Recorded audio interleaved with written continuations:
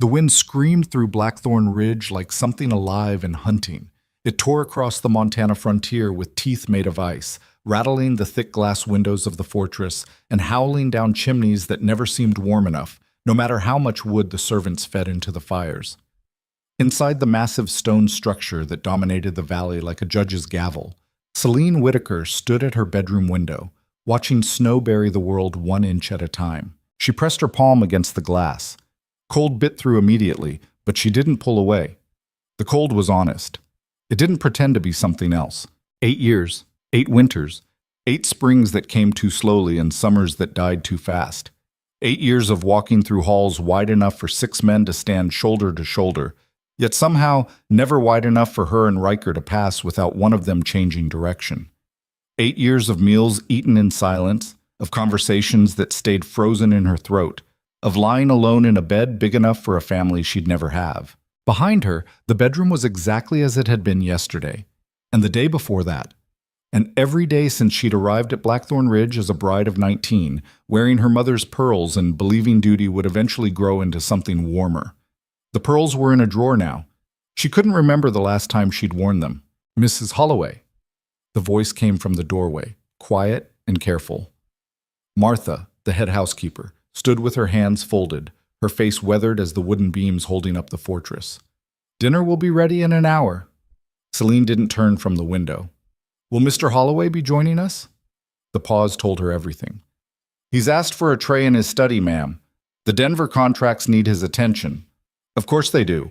Martha shifted her weight, uncomfortable.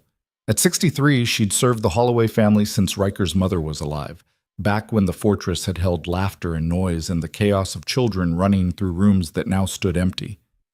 "Shall I set your place in the dining room, or would you prefer—" "My room is fine, Martha. Thank you." Another pause, then footsteps retreating down the hall, slow and somehow sad. Celine closed her eyes. The dining room was torture. A table built for 20 people, with her at one end and Riker at the other, so much distance between them that conversations required raising your voice like you were shouting across a canyon, and they never did. Shout, that is. They barely spoke at all. She used to try. God knows she tried. Those first months, she'd asked about his day, about the ranch operations, about the men who worked the land and the cattle that meant more to the Holloway fortune than gold. She'd offered opinions on the household, suggestions for improvements, ideas about hosting gatherings that might warm the fortress's reputation from feared to respected. Riker had listened with the same expression he wore when reviewing ledgers. Polite, distant, present in body, but absent everywhere else that mattered. Eventually, she stopped trying. The snow outside fell thicker now. Beyond the window, she could barely make out the shapes of the outbuildings, the stables, the bunkhouses where ranch hands lived, the smokehouse, the storage barns. Blackthorn Ridge wasn't just a home. It was a small kingdom carved out of wilderness by Riker's grandfather, expanded by his father, and now controlled by a man the entire valley watched with mixture of respect and fear. Riker Holloway. Land baron. Businessman. Survivor of a dozen range wars and twice as many attempts on his life. A man who'd built an empire on being harder than the next man, colder than the winter, and more ruthless than anyone willing to test him. And her husband. Celine turned from the window. Her bedroom was large, decorated in deep greens and gold that someone else had chosen before she arrived. A 4-poster bed dominated one wall, carved from oak so dark it was almost black. A fireplace big enough to stand in took up another wall, flames dancing behind an iron screen. Thick rugs covered wood floors that still managed to be cold every morning. A vanity, a wardrobe, a writing desk she never used, 2 chairs positioned by the fire for conversations that never happened. A cage built from expensive materials. She walked to the vanity and looked at herself in the mirror. 27 years old. Dark hair that used to shine but now just hung there, pulled back because elaborate styles seemed pointless. Brown eyes that used to hold hope but now mostly reflected tiredness. A face that hadn't forgotten how to smile but rarely had reason to remember. The town called her beautiful. She'd heard the whispers when she accompanied Riker to settlements during those early years, before she learned that her presence at his side made him tense and irritable. "Mrs. Holloway is a handsome woman," they'd say, voices low. Shame about the situation. The situation. That's what they called it. Not the marriage or the relationship, the situation. Like she was a problem requiring a solution, a business deal gone wrong, a contract neither party could break but both regretted signing. She sat at the vanity and opened the top drawer. Inside, buried under handkerchiefs and hairpins, was a letter. She didn't need to unfold it to remember every word. Her sister had written it 6 months ago. Celine, please come home. Father's health is failing and he asks for you constantly. Whatever pride keeps you in that frozen fortress, abandon it. Life is too short to waste years in a marriage that brings you nothing but sorrow. Come home. She'd written back a careful response. Father's health concerns me deeply. I will visit when circumstances allow. Please give him my love. She hadn't visited. Circumstances never allowed. Or rather, she'd stopped asking Riker for anything, including permission to travel 300 miles to see her dying father. What was the point? He'd agree with that same distant politeness, make all the arrangements, and she'd go knowing he felt relieved by her absence rather than saddened by it. So she stayed, because leaving meant admitting failure. And Celine Whitaker had been raised better than to quit, even when quitting was clearly the sane choice. A knock at the door interrupted her thoughts. Come in? Martha entered, but she wasn't alone. Behind her came 2 younger women carrying trays. They set up dinner on the small table by the fire. Roasted venison, potatoes, bread still warm from the oven, winter vegetables from the root cellar, and coffee strong enough to strip paint. Will there be anything else, ma'am? Martha asked. Celine looked at the food. Enough for 3 people. She'd eat a quarter of it, and they both knew it. No, thank you. This is lovely. After they left, she sat and picked at the meal. The venison was perfectly cooked, seasoned with herbs from the fortress's greenhouse. The bread was Martha's recipe, passed down from her grandmother. Everything was exactly right. She ate without tasting any of it. Through the walls, she heard sounds. Footsteps in the hallway. Doors opening and closing. The distant clatter of the kitchen staff cleaning up. Somewhere below, men's voices discussing ranch business. The fortress was alive with people and activity, yet she felt completely alone.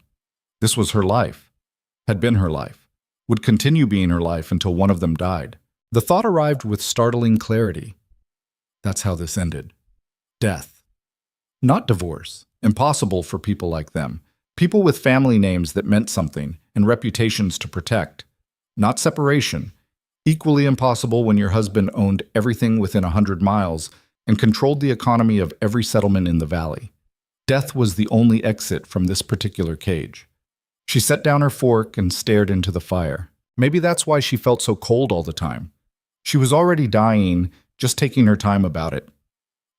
Downstairs in a study lined with leather-bound books he never read and maps of territories he'd conquered, Riker Holloway signed his name on the Denver contract and tried not to think about the woman living in his house like a ghost.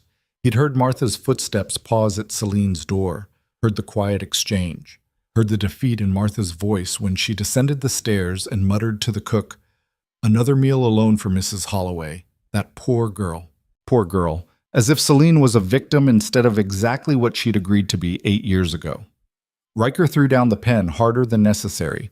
Ink splattered across his desk blotter, ruining papers that represented 3 months of negotiation. He swore, grabbed a cloth, made the mess worse. His study was his sanctuary. Dark wood paneling, a desk built from a single piece of walnut, chairs designed for discomfort to keep meetings short. Whiskey in the cabinet, though he rarely drank it. A gun within reach, because old habits died hard and enemies even harder. Windows that faced west, toward the mountains, away from the valley, and the people who depended on him for their survival. He was 34 years old. He'd taken control of Blackthorn Ridge when he was 22, after his father died of pneumonia during a winter even worse than this one. He'd expanded the operation, added 3,000 acres, established trade routes, survived 2 range wars and an assassination attempt that left him with a scar above his left kidney. He employed 60 men full-time, more during summer. He controlled water rights that made or broke entire settlements. He'd built something that would last beyond his lifetime. And none of it meant a damn thing when he walked past Celine's bedroom and saw light under her door, and knew she was in there alone because he'd made sure of it. He stood and walked to the window.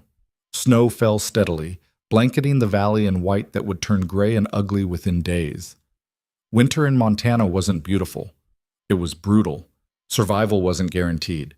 Every season, someone died, froze to death caught in a storm, starved when supplies ran short, went mad from isolation. His grandfather used to say the land sorted people into two groups, those strong enough to stay and those smart enough to leave. Riker had never considered leaving. This was Holloway land, his responsibility, his burden, his prison, same as it was Celine's. The marriage had been arranged, of course, a business decision dressed up in ceremony and false sentiment. The Whitaker family owned newspapers in 3 territories. They had political connections Riker needed and money that could fund expansion. His family had land, power, and a name that opened doors. It was logical, practical, beneficial to both parties. He'd met Celine twice before the wedding, once at a party in Denver where she'd worn blue silk and laughed at something her sister said, once at dinner where she'd asked intelligent questions about the ranch and listened to his answers with apparent interest. She was educated, well-mannered, attractive, everything appropriate for a wife. He'd thought that would be enough. The wedding was in June. She arrived at Blackthorn Ridge in a carriage loaded with trunks, wearing traveling clothes and a smile that didn't quite hide her nervousness. He'd given her a tour of the fortress, introduced her to the staff, shown her the bedroom that would be hers. Hers, not theirs. That first night, he'd stood outside her door for 15 minutes, trying to figure out what he was supposed to do. He'd been with women before. Ranch towns had saloons and women who worked in them, and he wasn't a saint. But this was different. This was his wife. This was supposed to mean something. He'd knocked. She'd opened the door in a white nightgown, her hair down, looking younger than 19, looking scared. "I thought we should talk," he'd said, his voice rough even to his own ears, about expectations. She'd invited him in. They'd sat awkwardly in the chairs by her fireplace. He tried to explain that he understood this wasn't a love match, that he didn't expect her to pretend otherwise, that they could maintain separate lives under the same roof and everyone would be fine. She'd listened with that same polite interest she'd shown at dinner. Then she'd asked quietly, "But shouldn't we at least try?" Try. The word had landed in his chest like a stone in a frozen lake. "Try what?" he'd asked. "To build something, to make this work." He'd looked at her, really looked, and seen something that terrified him more than any range war or business deal gone wrong. He'd seen hope, expectation, the belief that he could be something other than what he was. "Mrs. Holloway," he'd said, formal and cold, "I can offer you security, comfort, and respect. I cannot offer you more than that." Her face had changed, hope draining away like water from a cracked basin. "I see. It's better this way, cleaner." "Cleaner," she'd repeated, like she was tasting the word and finding it bitter. He'd stood. "If you need anything, tell Martha. Good night." He'd left before she could respond, closed himself in his own bedroom down the hall and poured whiskey he didn't drink while staring at walls and wondering why doing the right thing felt so wrong. That was 8 years ago. The pattern established that first night had held. They lived in the same house, ate meals separately, spoke only when necessary, maintained appearances in public. She ran the household with quiet efficiency. He ran everything else. They were polite, civil, strangers. And the whole valley whispered about why she'd never given him an heir. Riker turned from the window and poured that whiskey now. Drank it in one swallow, poured another. The truth was worse than the rumors. They whispered that she was barren, or that he was cruel, or that she took preventatives. The reality was simpler and more pathetic. They'd never once been together as husband and wife. Not that first night, not ever. He told himself it was mercy.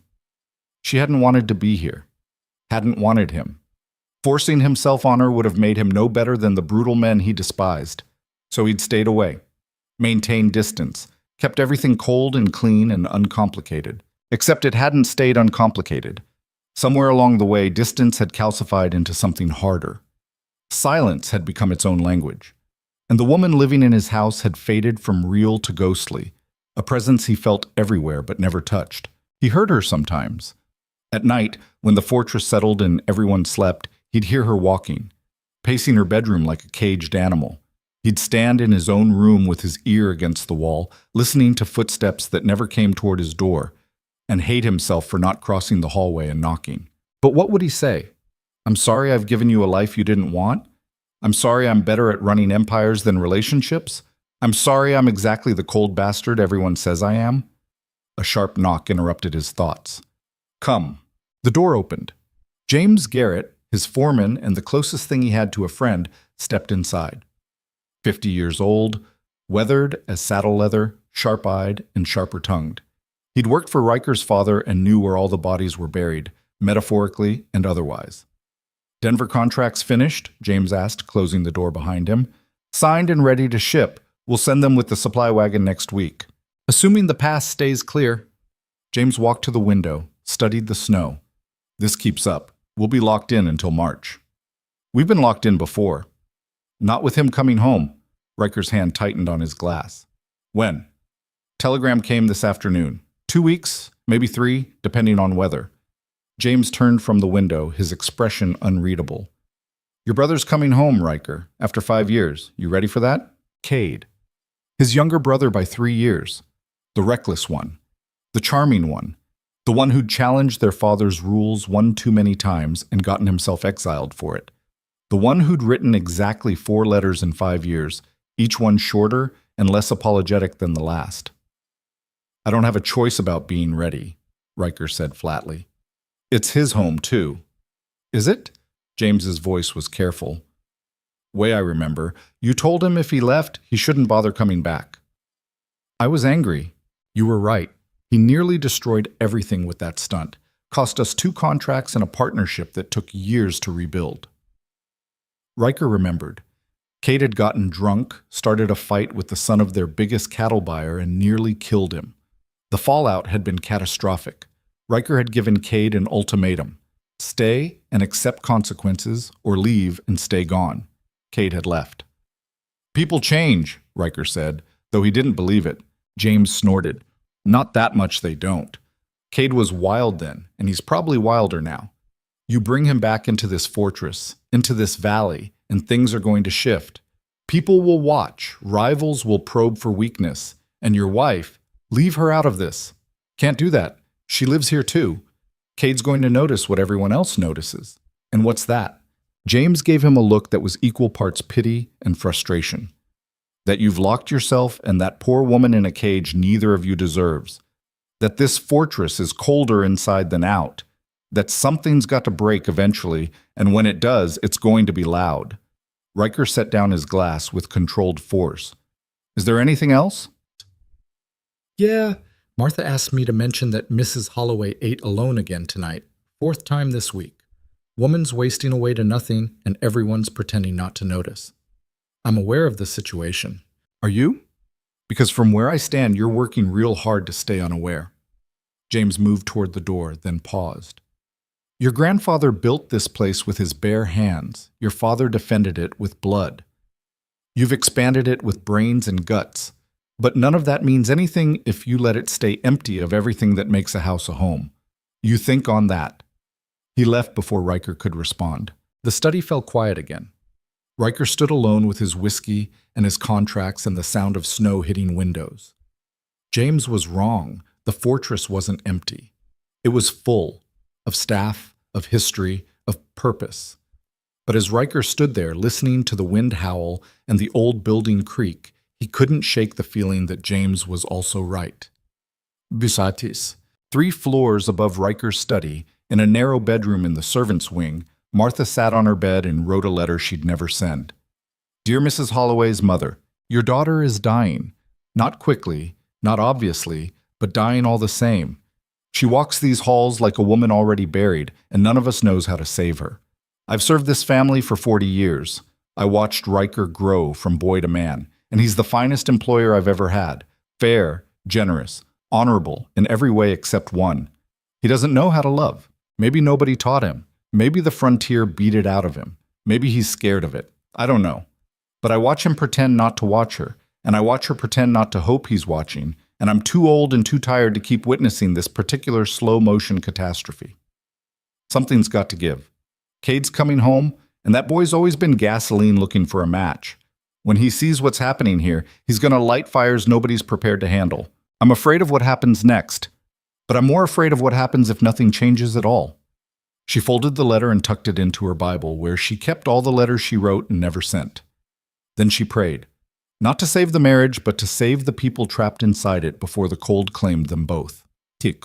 The storm intensified overnight. By morning, snow had drifted 6 feet high against the fortress walls, and the temperature dropped low enough that water left in basins froze solid. The staff moved through their routines, feeding fires, preparing meals, tending animals in the barn, with the grim efficiency of people who'd survived worse winters and knew better than to complain. Celine woke to find frost patterns on her windows so thick she couldn't see outside. For a moment, wrapped in blankets and half asleep, she let herself imagine she was somewhere else, somewhere warm, somewhere she mattered. Then Martha knocked, and reality reasserted itself. "Good morning, ma'am. I've brought breakfast and hot water." Celine sat up. Her bedroom was cold despite the fire that had burned all night. "Thank you, Martha." The older woman set down a tray and began pouring water into the basin. "Storm's worse than expected. Mr. Holloway says we're not to send anyone to the settlements until it passes." "Is everyone accounted for? All staff present and safe? Animals are secure? We have supplies for 3 months if needed." 3 months. Trapped in the fortress with Riker and silence and walls that pressed closer every day. "Ma'am?" Martha's voice softened. "Are you well?" Celine looked at her, really looked. Martha's face showed concern, kindness, and something else. Worry. The kind of worry you show when you're watching someone fade. "I'm fine," Celine lied. "Just tired." "You're always tired lately." "It's winter. Everyone's tired in winter." Martha didn't argue, but her expression said she didn't believe it either. She finished setting up breakfast, then hesitated at the door. "There's news, ma'am. I thought you should hear it from me rather than through gossip." Celine's stomach tightened. "What news?" "Mr. Holloway's brother is coming home. Cade. He's been gone 5 years, and now he's returning. Cade Holloway." Celine searched her memory. She'd heard stories, reckless, charming, trouble. He'd left before she learned much about him. "When?" 2 or 3 weeks, depending on travel. Mr. Holloway received word yesterday." "I see. Thank you for telling me." After Martha left, Celine sat with her breakfast cooling and thought about what it meant to have another person in the fortress, another presence, another set of eyes watching the slow-motion failure of her marriage. She didn't know whether to dread it or welcome it. Outside, the storm screamed. Inside, the silence held. And somewhere between the two, Celine felt the first small crack in the ice that had frozen her in place for 8 years. She didn't know yet that cracks spread, that ice, once broken, couldn't be made whole again, that the return of Cade Holloway was about to turn Blackthorn Ridge from a frozen fortress into a battlefield where silence was no longer an option, and the truth, no matter how brutal, would finally be forced into the light. All she knew was that something was shifting. The air felt different, charged, like the moment before lightning strikes. And in the valley below, where settlements huddled against winter's assault, people who'd watched the Holloway fortress for years felt it too.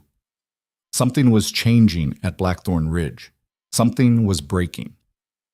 They didn't know whether to pray for the people inside or run before the explosion. The telegram arrived on a Tuesday morning when the snow had finally stopped falling, but the cold had settled in so deep that breathing hurt. Celine was in the conservatory, a glass-enclosed room on the south side of the fortress that caught whatever weak sunlight winter allowed, when she heard the commotion downstairs. Voices rising, boots on hardwood, the kind of disruption that only happened when something significant was occurring. She set down her book, a novel she'd been staring at without reading for the past hour, and walked to the conservatory entrance. Below, in the main hall, she could see ranch hands clustered around someone, their voices carrying up through the cold air. "Didn't think you'd actually show." 5 years. Damn near thought you were dead." "Boss know you're here?" Then a voice she didn't recognize, warm and edged with laughter. "Where's the fun in sending advance warning? Someone get my bags. And tell me you've got hot food because I've been eating trail rations for 3 weeks and I'm about ready to gnaw on furniture." Cade. He was early. Celine watched from above as the group moved through the hall. She caught glimpses, a tall figure in a heavy coat, dark hair, longer than was fashionable, easy movements that spoke of confidence or recklessness, or both. The men around him seemed energized, like someone had lit a match in a room that had been dark too long. Then Martha appeared, her face showing surprise and something close to joy. Cade Holloway, is that really you? In the frozen flesh, Martha. You're still the prettiest woman in Montana, I see. And you're still full of nonsense. But Martha was smiling, actually smiling, in a way Celine hadn't seen in months. You look half-starved. Come, I'll get you fed while someone finds your brother. The group moved toward the kitchen, voices fading. Celine remained where she was, gripping the conservatory doorframe, trying to understand why her heart was beating faster. It was just another person in the fortress. That's all. Nothing to feel nervous about. But she was nervous. Or something like it. Some feeling she'd forgotten how to name after years of feeling nothing much at all. She returned to her chair and picked up the book again. The words still didn't make sense. Outside the glass walls, the valley stretched white and brutal and beautiful in its harshness. Inside, she could hear the fortress waking up in a way it hadn't in years. 20 minutes later, she heard Riker's footsteps. She'd learned to recognize them, measured, deliberate, the walk of a man who never hurried because hurrying suggested panic, and panic suggested weakness. The footsteps paused outside the conservatory, and for one strange moment she thought he might come in. He didn't. The footsteps continued downstairs. Celine closed her eyes and told herself it didn't hurt. After 8 years, it shouldn't hurt. But the small wounds never fully healed. They just accumulated until you were walking around bleeding from 1,000 tiny cuts nobody could see. That evening, dinner was different. For the first time in 8 years, Celine received a summons. Martha delivered it personally, looking uncertain. Mr. Holloway requests your presence at dinner tonight, ma'am. In the dining room. He says it's important. Celine looked up from the embroidery she'd been destroying. Her stitches were uneven, her thread tangled. She was terrible at embroidery, but kept doing it because it was something to occupy her hands during the endless hours. Did he say why? His brother's arrived. I expect he wants you to meet him properly. So this was it. The performance.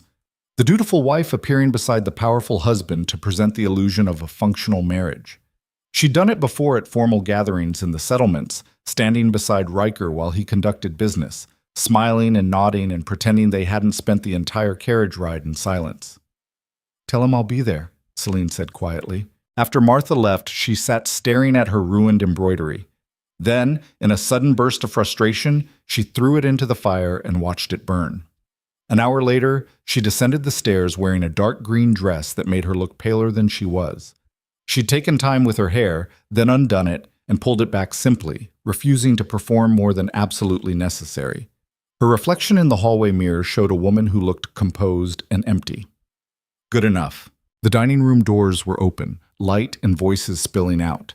She paused at the threshold, taking in the scene. The massive table that usually felt like a desert between her and Riker now held 3 place settings, clustered at one end, candles burned in silver holders. Someone had brought in pine branches, and the room smelled like winter forest instead of dust and disuse. Riker stood by the window, speaking with a man who had his back to the door. She recognized him by the description she'd pieced together from servant gossip. Tall, rangy build, dark hair that needed cutting, clothes more suited to a ranch hand than the brother of a land baron. Riker saw her first. His expression did something complicated that she'd learned not to try to interpret.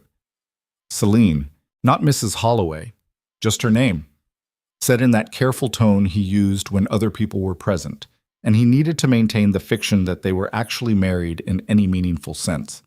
The other man turned. Cade Holloway looked nothing like his brother.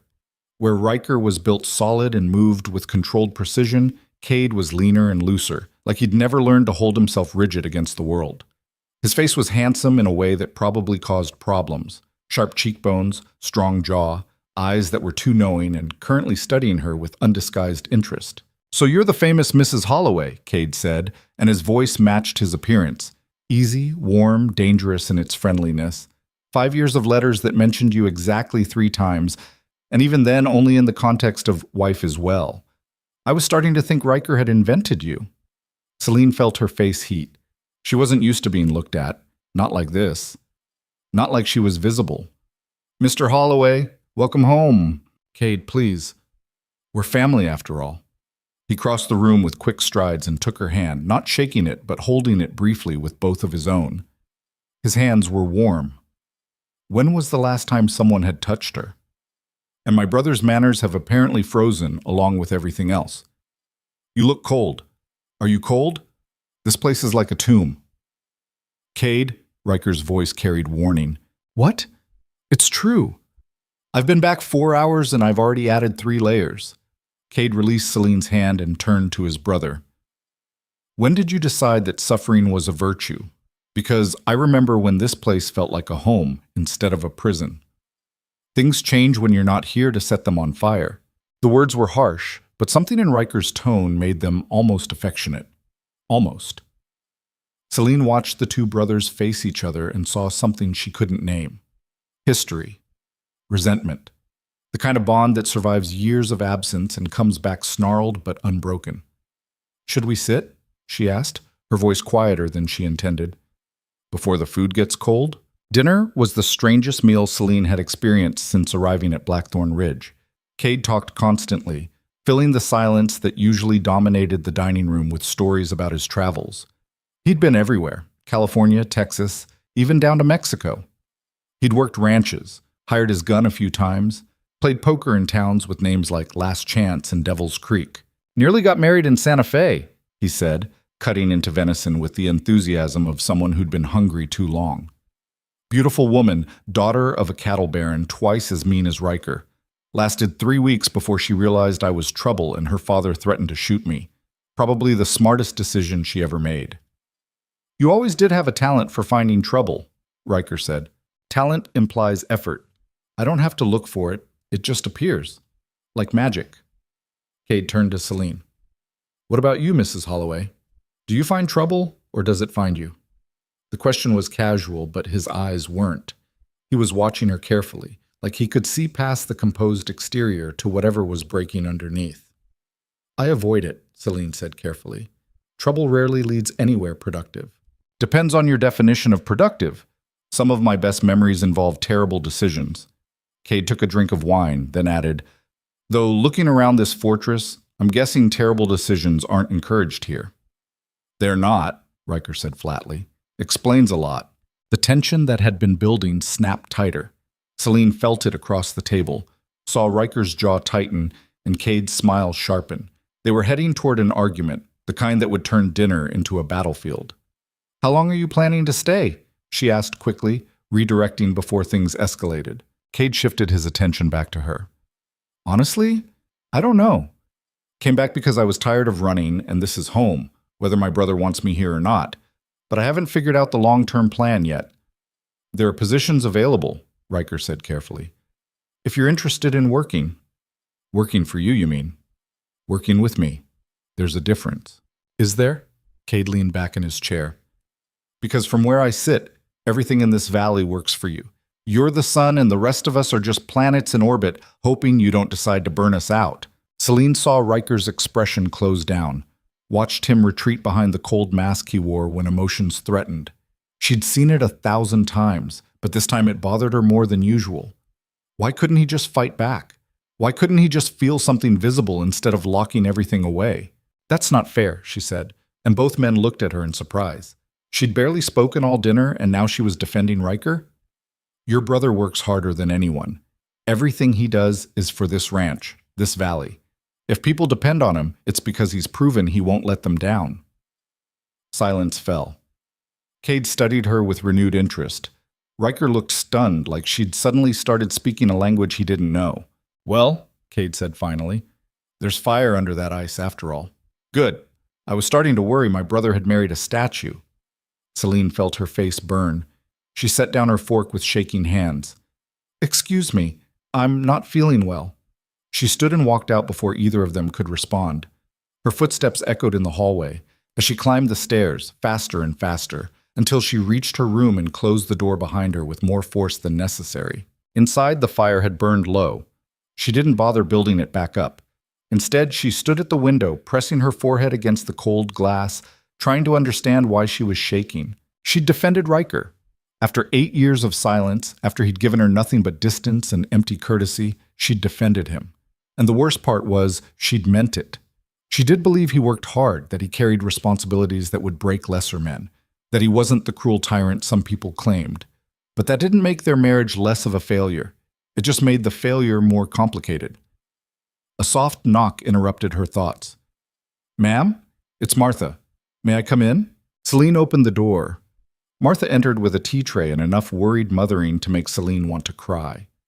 Don't, Celine said, her voice rough. Don't be kind to me right now. Then I won't be kind. I'll be honest instead.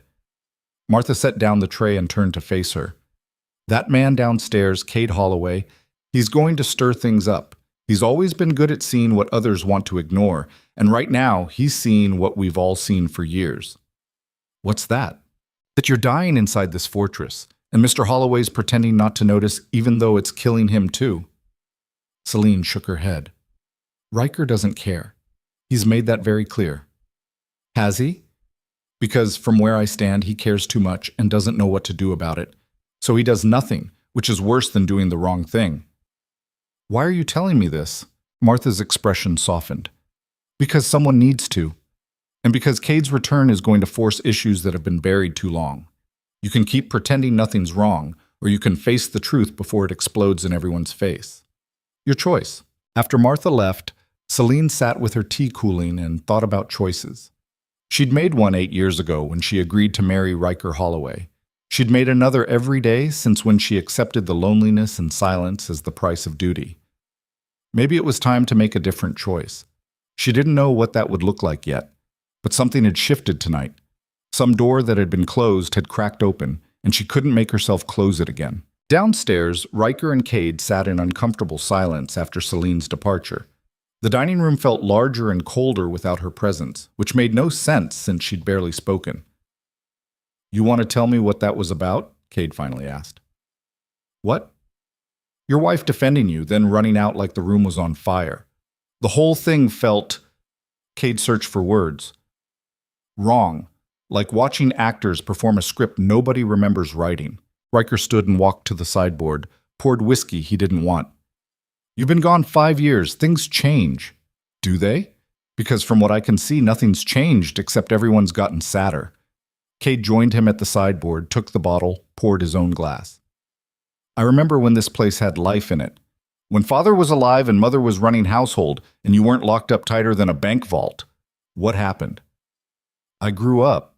That's not growing up. That's giving up. Riker turned on him, anger flaring hot and quick. You don't get to walk in here after 5 years and judge how I've lived my life. Someone needs to. You married a beautiful woman and you're treating her like furniture. You built an empire, but you're living in it alone. You've got everything anyone could want, and you look more miserable than when we were kids and Father was drinking himself mean. Cade set down his glass with a sharp crack. I came back because this is home. But if home means watching you both slowly freeze to death, maybe I should have stayed gone. Then leave. Nobody's keeping you here.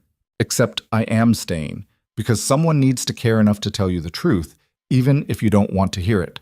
Riker felt something break inside him, some dam he'd built carefully over years. You want the truth? Fine. I don't know how to fix this.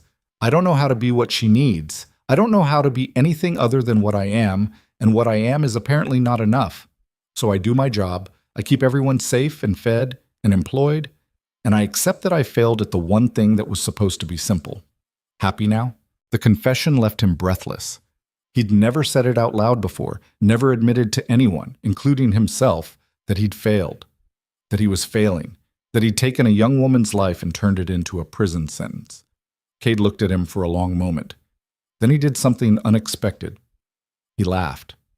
What the hell is funny? Riker demanded. You're standing here acting like you've committed some unforgivable crime when the solution is so simple a child could see it. There is no solution. Yes, there is. You talk to her. You tell her what you just told me. You stop hiding behind this fortress and these rules and this idea that you're supposed to be something superhuman. Cade gripped his shoulder, the first real touch between them since he'd arrived. You're my brother and I love you, but you're also an idiot. That woman upstairs isn't asking for perfection. She's asking to be seen, and you're so busy protecting her from yourself that you can't see she's disappearing. Riker pulled away. You don't understand. Maybe not. But I understand one thing. Whatever you're doing now isn't working, so either change it or accept that you're going to lose her. Not to death or distance, but to the slow erosion of hope. And once hope's gone, brother, there's nothing left. Cade walked out, leaving Riker alone in the dining room with empty plates and words that landed like punches. He stood there for a long time, staring at nothing, feeling everything. Fear. Regret. The terrible understanding that his brother was right. That he'd been so focused on not hurting Celine that he'd hurt her worse than any intentional cruelty could have managed. Eventually he climbed the stairs to his bedroom, paused outside Celine's door, raised his hand to knock, lowered it again. Not tonight. He wasn't ready, didn't know what to say, would probably make things worse. All the same excuses he'd used for 8 years. He went to his own room and lay awake until dawn, listening to Celine pace on the other side of the wall and hating himself for not crossing the distance between them. The next morning brought new snow and new tensions. Word spread through the fortress that Cade Holloway was back, and the staff responded with the kind of energy that comes from novelty-breaking monotony. Suddenly there was laughter in the kitchen, stories being traded in hallways, a lightness that had been missing. Celine felt it as she moved through her morning routine. The fortress itself seemed different, like Cade's presence had changed the air pressure or broken some spell. She found him in the conservatory after breakfast, standing among her plants and looking completely out of place in his trail-worn clothes among the careful greenery. "Mrs. Holloway," he said, turning when he heard her footsteps. "I was hoping I'd find you. Wanted to apologize for last night." "You didn't do anything wrong. I made you uncomfortable, called you a statue, which was unforgivable." He walked toward her, his movements easy in the glass-walled space. "Truth is, I don't know you at all, but I know my brother, and I know when someone's unhappy. You seem unhappy." Celine should have been offended by his directness. Instead, she felt something close to relief. "Your brother and I have an arrangement. It's complicated." "Complicated how?" "Because from the outside, it looks pretty simple. Two people married who don't talk to each other, living in separate worlds under the same roof." "It's not that simple, isn't it?" Cade leaned against the workbench where she kept her gardening tools.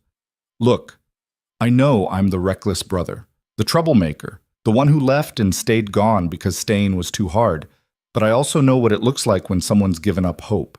And last night, when you ran out of that dining room, I saw it." Celine turned away, focusing on a fern that needed trimming. "Why do you care?" "Because I don't like seeing people suffer when it doesn't have to be that way. And because Riker's my brother and watching him destroy himself over pride or fear or whatever's keeping him locked up is getting old." He paused. "Also because you defended him last night when you didn't have to, which means you still care. And if you still care, maybe there's something worth saving." "You make it sound easy." "I didn't say easy. I said possible. There's a difference." Celine set down her shears and faced him. "Your brother doesn't want to be saved. He's made that choice very clear for 8 years." "Has he? Or has he just been too scared to try?" Cade's expression turned serious. "I saw him after you left. He looked like someone had punched him, not angry, broken. Whatever he's telling himself about why your marriage is the way it is, he doesn't believe it anymore. If he ever did." Hope was dangerous. Celine had learned that lesson thoroughly. But Cade's words planted something anyway, some small seed that wanted to believe change was possible. "What do you suggest I do?" she asked quietly. "Stop accepting the silence. Stop pretending everything's fine. Start pushing back. Make him see you." Cade smiled slightly. "Or you could always run away with me. I'm heading to California eventually. Could use the company." She laughed despite herself. "That's your solution? Run away? Worked for me once, but honestly, no. You don't strike me as a runner. You strike me as someone who fights when pushed far enough. So maybe it's time to get pushed." Before Celine could respond, footsteps approached. Riker appeared in the conservatory doorway, his expression carefully neutral when he saw them together. "Cade, I need to speak with you about the North Range." "Now?" "Now." Cade glanced at Celine, then back at his brother. Something passed between them. Challenge, understanding, old grievances never fully resolved. "Sure. Let's talk about the North Range, or whatever you actually want to talk about." He followed Riker out, leaving Celine alone with her plants and her thoughts, and a feeling she couldn't quite name. It wasn't hope. Not yet. But it was something close. Something that felt like possibility wearing a disguise. That afternoon, the valley's rumor mill started churning. Cade made the mistake, or deliberate choice, of riding into the nearest settlement with 3 ranch hands. Within hours, word spread that the prodigal Holloway brother was back, that he was causing tension at the fortress, that Mrs. Holloway had been seen talking to him in private. None of it was accurate, but accuracy didn't matter when gossip was more interesting than truth. By evening, James Garrett appeared in Riker's study with news. The Blackwell clan's been asking questions. Riker looked up from the land surveys he'd been reviewing. What kind of questions? About Cade, about stability at Blackthorn Ridge, about whether your marriage is as solid as you claim. James sat without invitation, his weathered face showing concern. They're probing for weakness, testing whether the rumors about you and Mrs. Holloway are true. What rumors? The ones that have existed since she arrived and failed to produce an heir. That the marriage is a facade. That you're too cold or she's too barren, or you both made a mistake neither of you knows how to fix. James held up a hand before Riker could respond. I know they're lies, but lies repeated often enough start sounding like truth. And with Cade back stirring things up, people are watching closer. Riker felt rage building, the cold kind that made him dangerous. Let them watch. That's not enough anymore. The Blackwells own 3,000 acres bordering your western range. They've been trying to expand for years, and you've blocked them every time. Now they're seeing opportunity. Your brother returns after years of exile, your wife barely speaks to you in public, and you're acting like none of it matters. It doesn't matter. Our private life is private. Not when you're Riker Holloway, not when half the valley depends on your stability to maintain their own. James leaned forward. I'm not saying you need to fix your marriage for politics. I'm saying that whether you like it or not, your personal life affects everything. And right now, people are doubting you for the first time in years. After James left, Riker sat in darkness and faced the truth. He'd spent 8 years telling himself that maintaining distance from Celine was merciful, that keeping their arrangement cold and professional protected them both. But mercy that looked like neglect was just cruelty with better branding. And protection that felt like abandonment didn't protect anything at all. He thought about walking upstairs, knocking on her door, finally saying the words that had been trapped in his throat for nearly a decade. Instead, he poured whiskey and worked until midnight, telling himself that tomorrow would be better, that he'd find the right moment, the right words. He'd been telling himself the same lie for 8 years. That night, Celine couldn't sleep. She lay in darkness, listening to the fortress settle, thinking about Cade's words and the way Riker had looked when he found them together in the conservatory. Like he'd wanted to say something but couldn't figure out how. She remembered the early days, those first weeks after she'd arrived when she still believed duty could become affection and arrangement could become partnership. She'd tried so hard, asked questions, offered companionship, reached out in every way she knew how. And Riker had met every attempt with polite distance, until eventually she'd stopped trying because rejection hurt less when you stopped hoping. But maybe she'd given up too easily. Maybe she'd accepted his silence as final when it was actually something else. Fear, like Cade suggested. Or maybe just ignorance, a man so used to controlling everything through strength that he didn't know how to handle something requiring softness. She heard footsteps in the hallway. Riker's footsteps, measured and heavy. They approached her door, stopped. She held her breath, waiting, hoping. One knock. That's all it would take. One knock and she'd open the door and maybe they could finally talk about the wreckage of their marriage instead of living in it. The footsteps continued past her door to his own room. The door closed with quiet finality. Celine rolled onto her side and stared at the wall between them. 8 years of that wall. 8 years of almost moments that never quite happened. 8 years of 2 people trapped in the same prison, each thinking they were protecting the other while actually just making everything worse. Something had to change. Cade was right about that much. But change required courage, and Celine wasn't sure she had any left. Survival had exhausted her. Hope had broken her. The idea of trying again, of opening herself up to more disappointment, felt impossible. But so did continuing like this. She fell asleep sometime before dawn, caught between resignation and rebellion, not knowing which side would win when she woke up. Not knowing that the choice was about to be made for her, because in 3 days a storm would hit that had nothing to do with weather and everything to do with the inevitable explosion when people who've been silent too long are finally forced to speak. 3 days after Cade's arrival, the Blackwell clan made their move. It started with a message delivered by a rider half frozen from traveling through morning snow. James brought it directly to Riker's study, his expression grim enough that Riker knew before opening the envelope that trouble had arrived wearing an official seal. The letter was brief and deliberately insulting.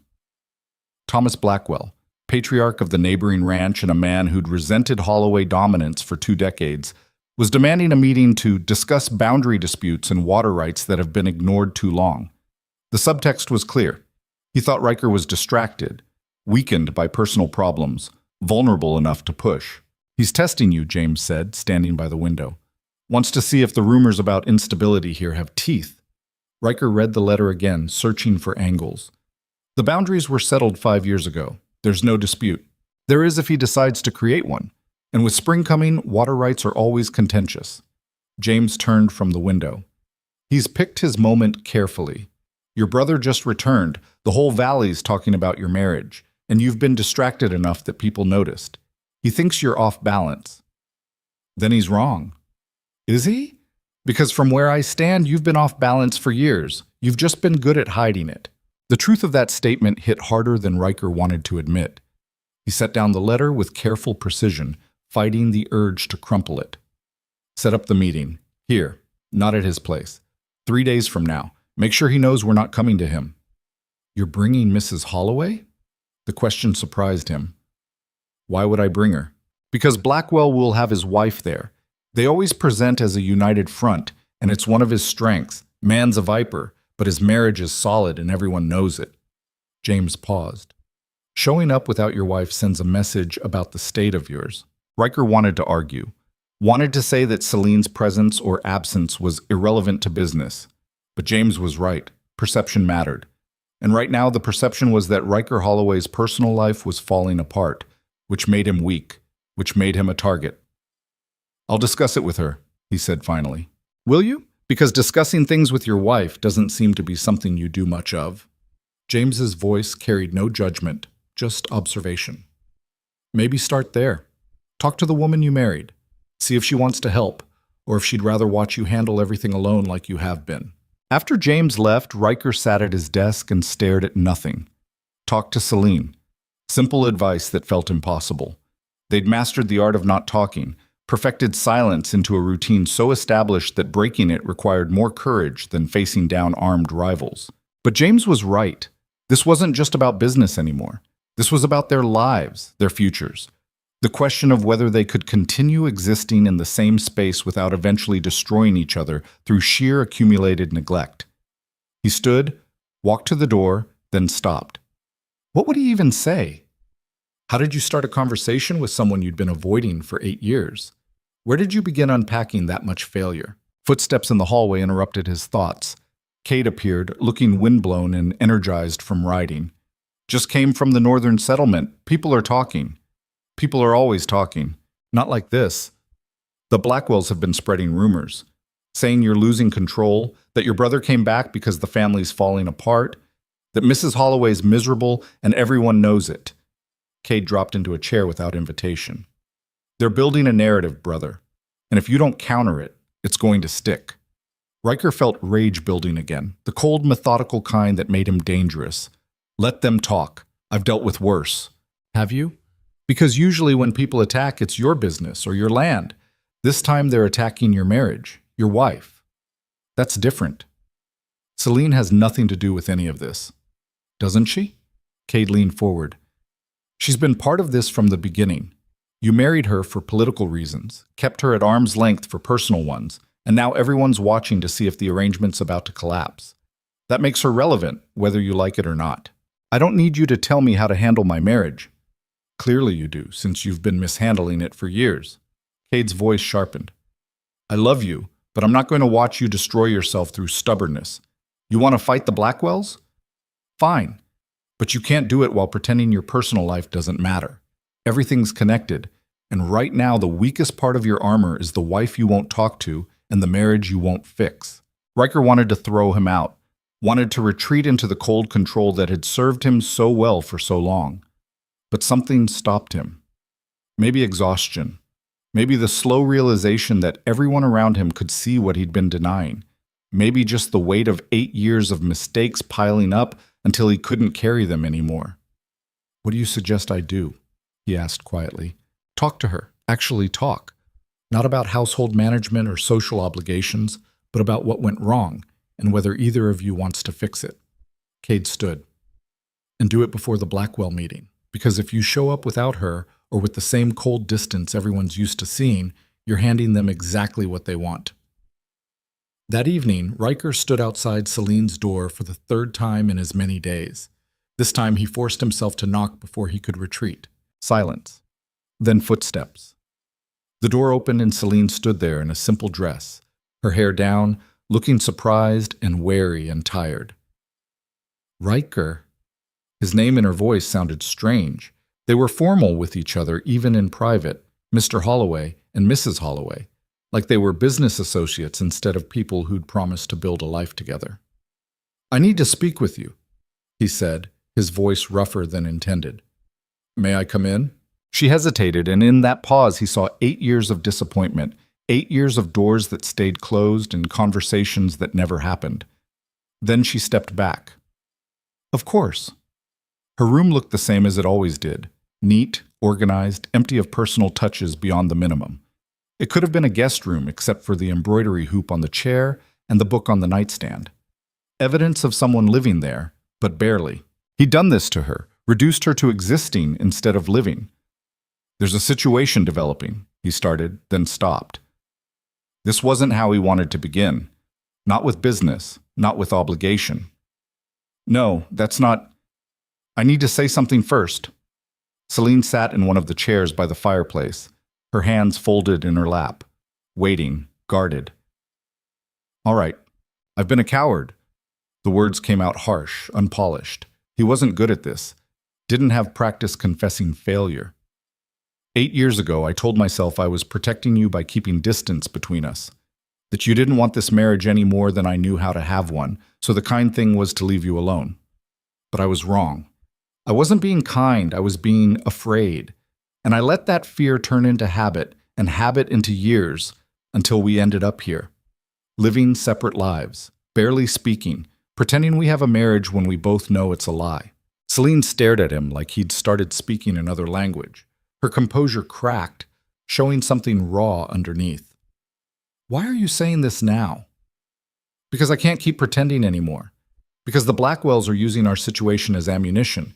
Because my brother came home and pointed out what everyone's been too polite to say directly, that we're both miserable, and it's my fault. It's not just your fault. Her voice was quiet but steady. I could have fought harder, could have refused to accept the distance. But I was young and scared, and eventually I just gave up. We both did. Riker moved closer, not sitting but standing near enough that she had to look up to meet his eyes. I don't know how to fix this. I don't know if it can be fixed. But I know that continuing like we have been is killing us both. You're wasting away in this fortress, and I'm watching it happen while telling myself there's nothing I can do. That's unacceptable. What changed? She asked. Why now, after all this time? Cade, the Blackwells, everything happening at once. But mostly, he stopped searching for honesty. Mostly watching you defend me at dinner when you had no reason to. Realizing you still care enough to be angry, which means maybe there's something left to salvage. Celine stood, and he saw she was shaking slightly. You want to know what changed for me? I'll tell you. I stopped hoping. I buried the parts of me that wanted more than duty and obligation and empty courtesy. I learned to live small because living any other way in this house felt impossible. And now you're standing here saying we should try to fix things, and I don't know if I can survive hoping again. The pain in her voice cut deeper than any blade. Riker had seen violence, had watched men die, had carried burdens that would have broken others. But hearing his wife describe how their marriage had slowly murdered her hope was worse than anything he'd experienced. I'm not asking you to hope, he said carefully.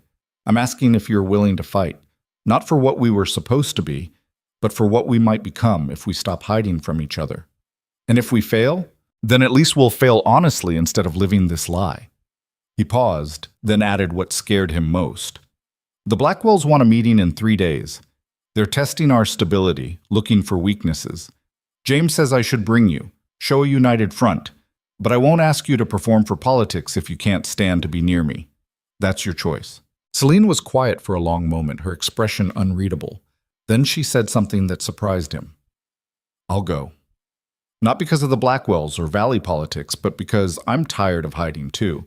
If we're going to fail, I'd rather fail trying than fail by doing nothing. Something eased in Riker's chest. Not hope. He didn't deserve that yet. But maybe the possibility of hope. The first crack in 8 years of ice. Thank you, he said quietly. Don't thank me yet. We don't know if this changes anything. She wrapped her arms around herself, a gesture of protection. You should go. I need time to think. He wanted to stay, wanted to keep talking, to say all the things he'd left unsaid for years. But pushing now would be a mistake. Small steps. That's all he could ask for. Good night, Celine. Good night. He left, closing the door behind him, and stood in the hallway feeling more unsteady than he had in years. The conversation had gone better and worse than expected. Better because she'd agreed to try. Worse because he'd seen clearly what his cowardice had cost her. 3 doors down, Cade stepped out of his own room, clearly having heard everything through the thin walls. That's a start? You were listening? Hard not to. Fortress has terrible acoustics. Cade walked over, his expression serious for once. You know that was the easy part, right? Admitting you were wrong. The hard part's actually changing. I know. Do you? Because I've watched you control everything through sheer willpower and determination. But you can't control this. You can't force a relationship to work. It requires something you're not good at. Vulnerability. Letting someone see you fail.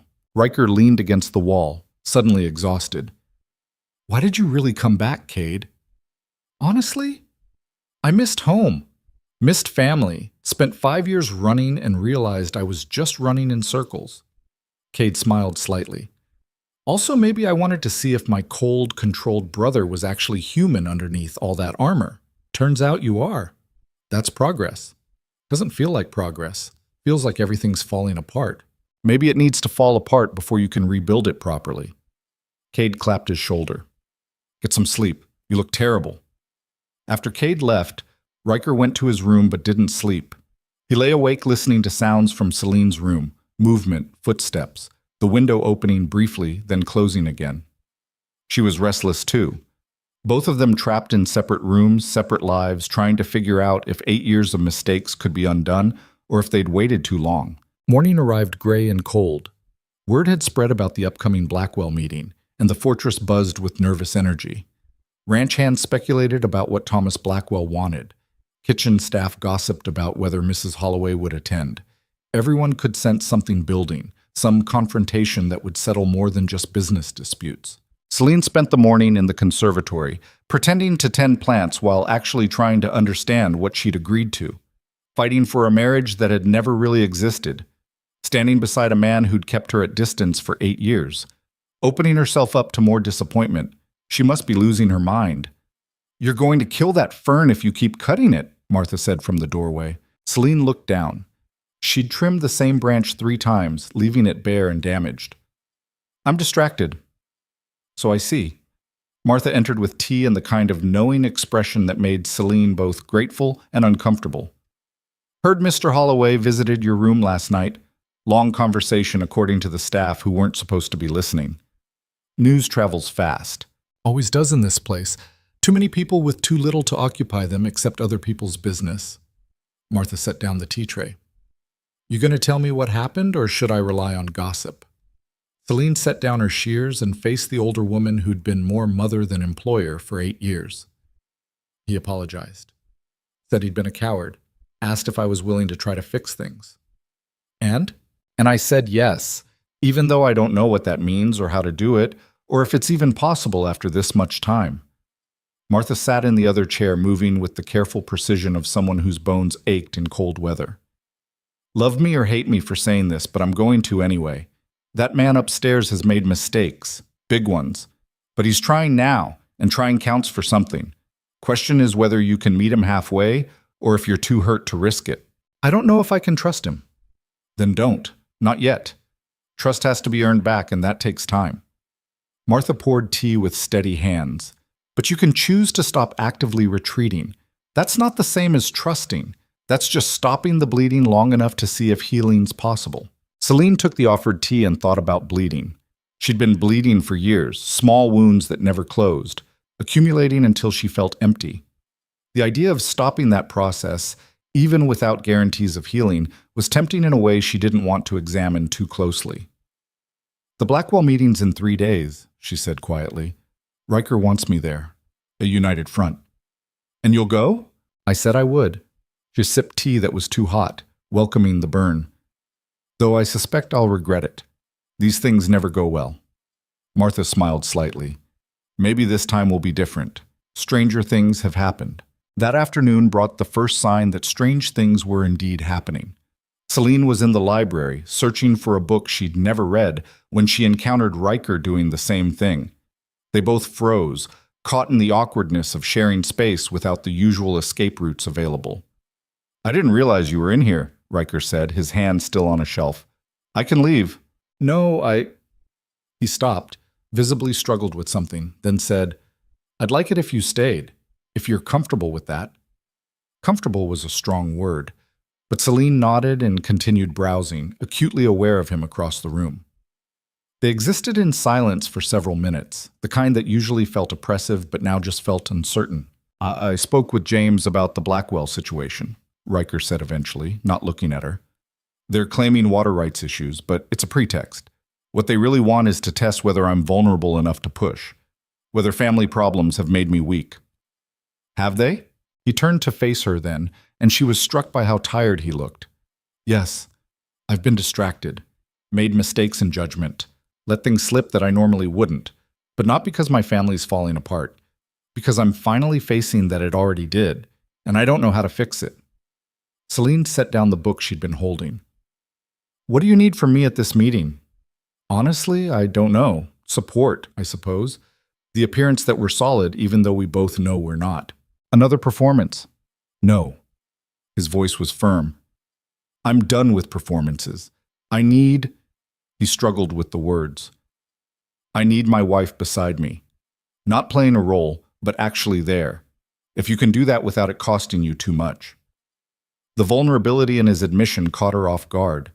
This was so different from the man who'd spent 8 years locked behind cold courtesy. Different enough that she took a risk. "I'll be there," she said. "Actually there, like you said, not performing." "Why?" "Because you're trying.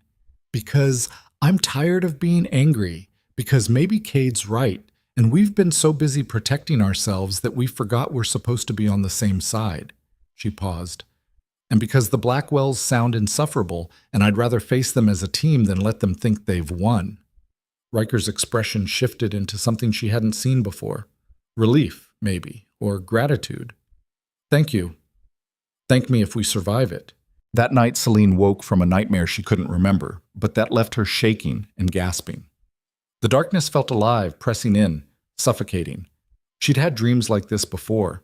Not often, but enough to recognize the pattern. Old fears wearing new masks, loneliness manifesting as monsters. Usually she rode them out alone.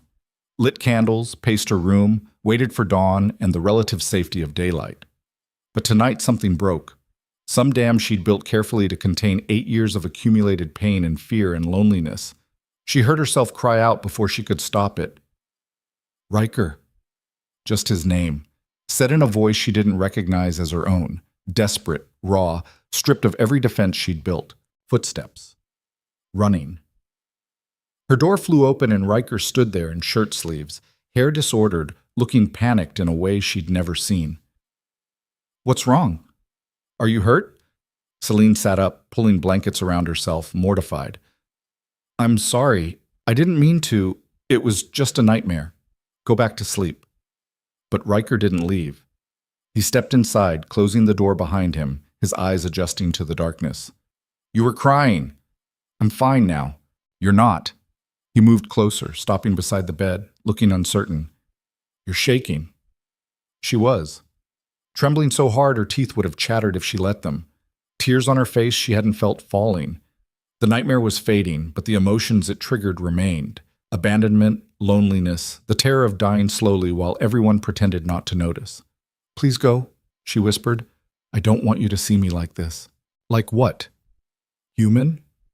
Riker sat on the edge of her bed, actually sat there crossing a boundary that had held for 8 years. I've seen men fall apart after battle. I've held my father when he died. This doesn't scare me. It should. I'm a mess. So am I. We're both messes, Celine. We've just been hiding it from each other. His voice dropped lower. Tell me about the nightmare. It doesn't matter. It does, please. The please broke her. Celine closed her eyes and let the truth out. I was alone, walking through the fortress, but it was empty. Everyone was gone. I kept calling for help, but nobody answered, and I realized I'd been left behind, that I'd disappeared and nobody had noticed or cared enough to look for me. Her voice cracked. It's stupid. Just a dream. It's not stupid. It's how you feel, how I've made you feel. Don't. She opened her eyes, looked at him through tears. Don't take all the blame. I could have fought harder, could have demanded more, but I gave up too easily because it hurt less than hoping. They sat in darkness and silence, the distance between them smaller than it had been in years, but still vast. Celine could feel the heat from his body, smell cedar and smoke, and something distinctly him. She'd forgotten what it was like to have another person close, to not be entirely alone. I don't know how to do this, Riker said quietly. I don't know how to be what you need. All I know is work and control, and keeping everyone safe through force of will. But that doesn't work here. I can't command you to be happy or order this marriage to function. I don't need you to be perfect. I just need you to be honest. Celine wiped her face with the back of her hand.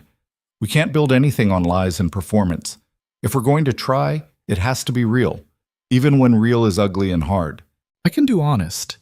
He met her eyes. I'm terrified of failing you worse than I already have. I'm angry at myself for wasting 8 years. I'm jealous every time Cade makes you laugh because I forgot how to do that. And I lie awake at night listening to you pace and hating that I don't have the courage to walk across the hallway and knock. The confession hung between them, raw and unpolished. Celine felt something shift in her chest, some small crack in the ice that had formed around her heart. I pace because I'm lonely, she admitted. Because this room feels like a cage and I keep hoping something will change, but nothing does. Or didn't until 3 days ago. What changed 3 days ago? Your brother came home, and he looked at me like I was visible instead of furniture. And you looked at him looking at me, and for the first time in 8 years, I thought maybe you noticed I was here. Riker flinched. I've always noticed. I've been watching you fade for years and telling myself there was nothing I could do because you deserved better than what I could give. But I was wrong. You deserved honesty, effort, a husband who tried instead of one who gave up before starting. So what do we do now? I don't know. He stood, and she thought he was leaving. Instead, he walked to the window, looking out at the darkness. But I know I don't want to leave, not tonight. I'm tired of separate rooms and separate lives and pretending we're strangers. Celine's heart hammered. What are you saying? I'm saying... He turned to face her. I'm saying I want to stay. Not for anything except being here, being present, stopping the pattern of walking away because it's easier than staying. She should have said no. Should have protected herself from more potential hurt. But the loneliness was worse than the risk, and his honesty deserved honesty in return. Stay, she whispered. Riker returned to the chair beside her bed and settled into it with visible awkwardness. They'd never done this, shared space in darkness, been in the same room without purpose or agenda. It felt strange and tentative and somehow more intimate than anything physical could have been. Tell me something true, Celine said after a moment. Something you've never told anyone.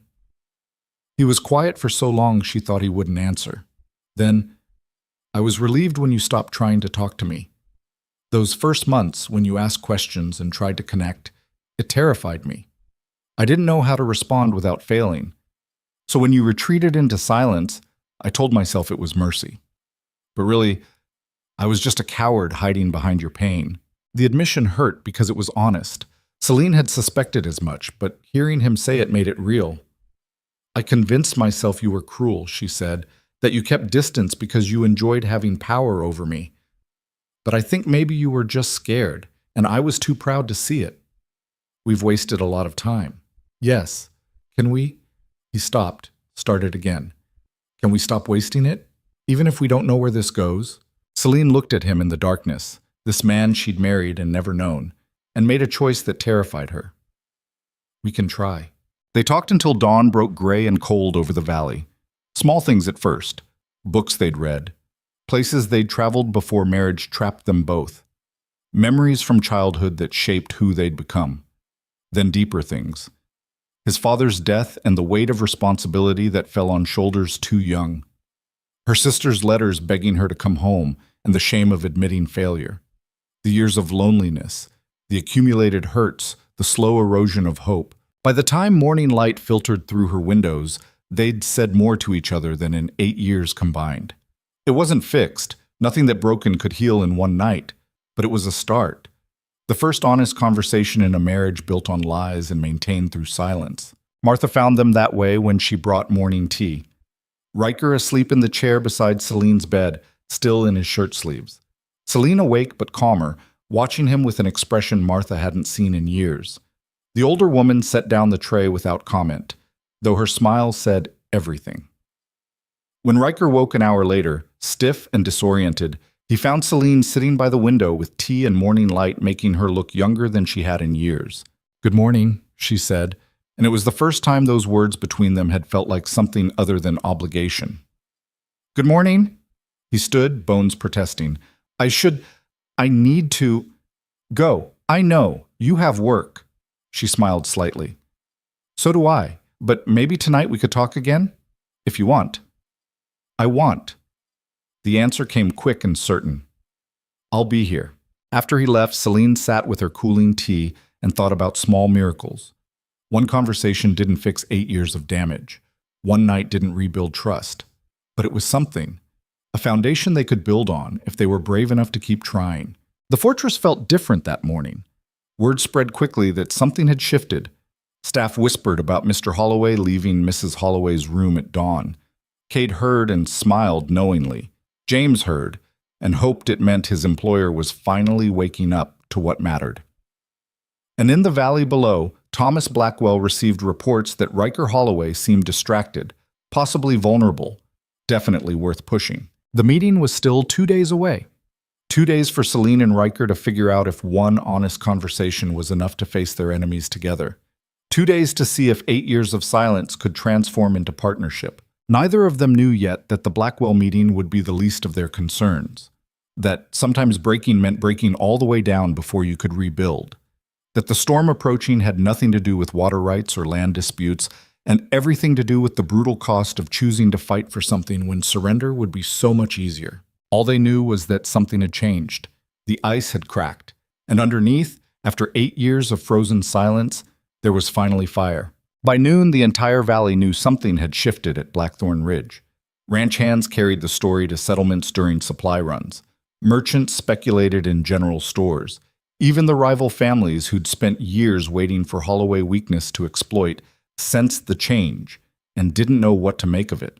Riker Holloway, the man who'd maintained iron control over his empire and his emotions for a decade, had spent the night in his wife's room. Not conducting business, not maintaining appearances, just being there, which was somehow more significant than any grand gesture could have been.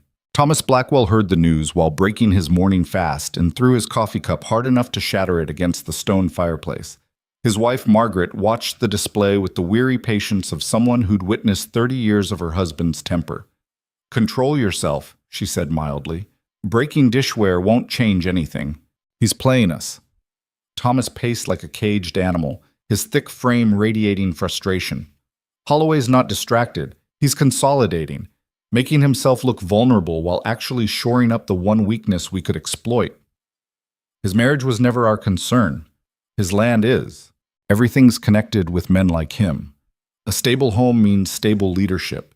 If he's repaired things with his wife, it means he's paying attention again, which means our window for pushing boundary disputes just closed. Margaret set down her own cup with deliberate calm. "Then we push anyway." He agreed to the meeting. "We have witnesses to water rights violations going back 3 seasons. Either he concedes the disputed acres, or we take it to territorial court, and court battles cost time and money even when you win." Thomas stopped pacing and looked at his wife with grudging respect. She had a mind for strategy that matched his own, which was why their marriage worked when so many others failed. They were partners in every sense, united in ambition and ruthlessness. "You think he'll bring her to the meeting?" "If he's smart, he will." Show a united front, prove the rumors wrong. Make us look like we're attacking a solid foundation instead of exploiting cracks. Margaret stood and smoothed her skirts. Which is why we bring everything. Documents, witnesses, pressure from every angle. Make it clear this isn't about his personal life. It's about business he's neglected while sorting his household. And if that doesn't work, then we make it work. One way or another, we're getting those 300 acres. Holloway's controlled water access too long, and this winter showed how vulnerable that makes everyone downstream. She walked to her husband, placed a hand on his arm. This is about our survival, Thomas. Not revenge or pride. Remember that. He nodded, but his expression remained hard. Men like Riker Holloway didn't give up ground easily. This meeting would be a battle, and battles required weapons. If the Holloways wanted to present a united front, fine. He'd find a way to fracture it. Back at Blackthorn Ridge, Celine was discovering that one honest conversation didn't magically repair 8 years of damage. She'd woken feeling hopeful, which was dangerous in itself. Hope made you vulnerable. Hope meant caring about outcomes instead of just surviving them. She was in the conservatory again, her refuge, the one space in the fortress that felt like hers, when Cade found her.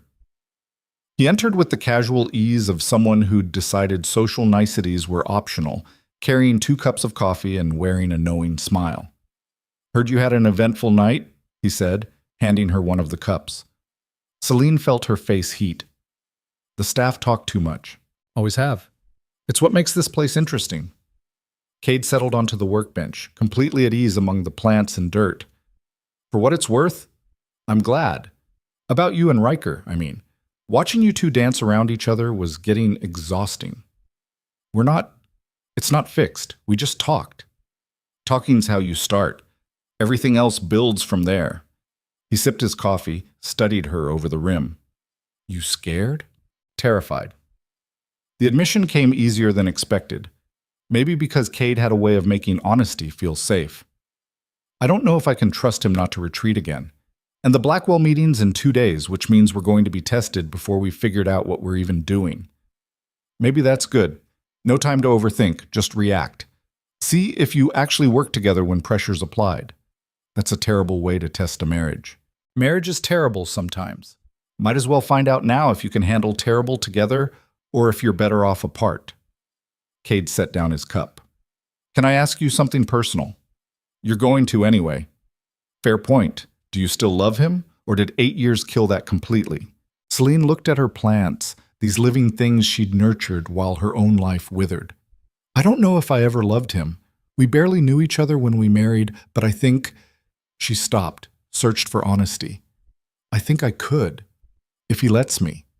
If we can build something real instead of just coexisting. That's a start. Cade stood, stretched. The Blackwells are going to come at you both hard.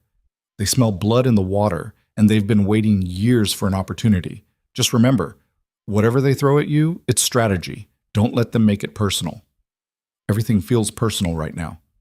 Then don't go into that meeting vulnerable. Go in angry. Anger's useful if you point it the right direction. After he left, Celine sat with cooling coffee and thought about anger. She'd buried hers for so long, channeled it into resignation and quiet suffering.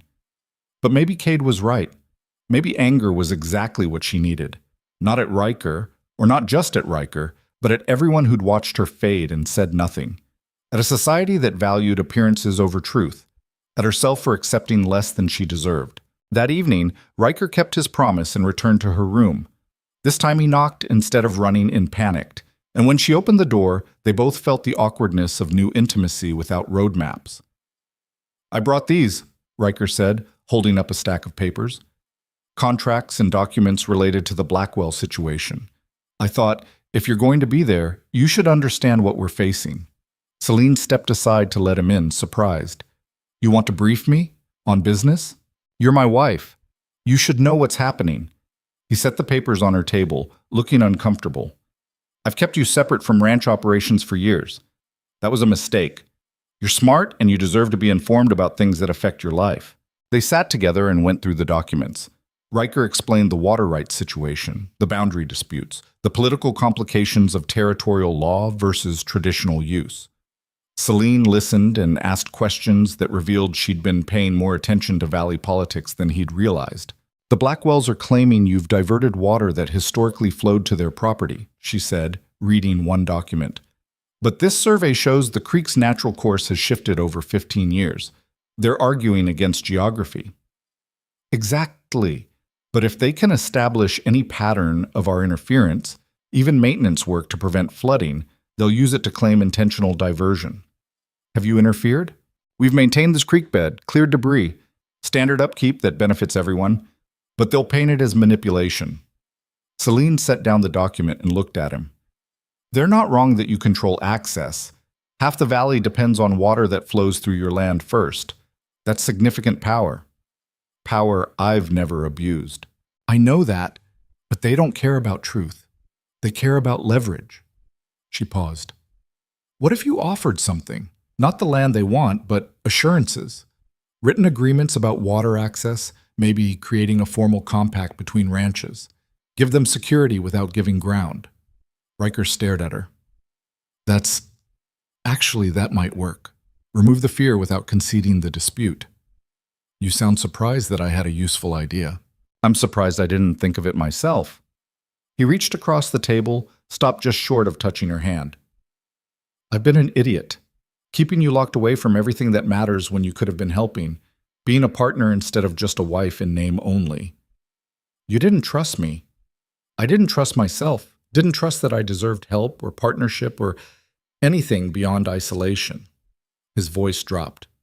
I'm trying to change that, but I don't know how to do it perfectly. I don't need perfect. I just need you to keep trying. They worked through the rest of the documents together, Celine offering perspectives Riker hadn't considered, and Riker explaining complications she hadn't known existed. By the time they finished, they had a strategy that felt stronger than what he'd planned alone. We should sleep, Riker said finally, though he made no move to leave. Meetings tomorrow, and we'll need clear heads. You could stay again, if you want.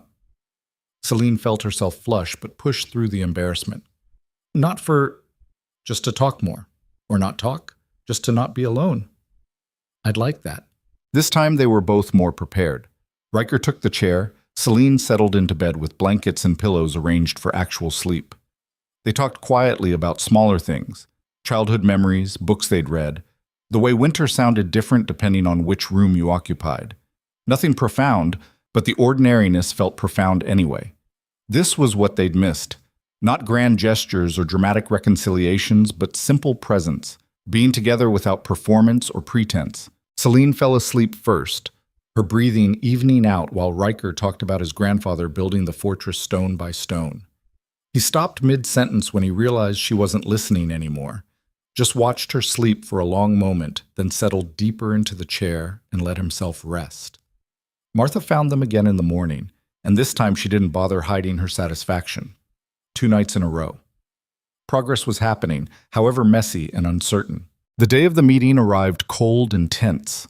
Riker woke stiff from another night in a chair, his back protesting and his mind already racing through strategies. Celine woke feeling more rested than she had in months despite everything, though anxiety quickly replaced peace. They dressed separately but met in the hallway after, a small moment of acknowledgement that they were doing this together. Ready? Riker asked. No, but I'm going anyway.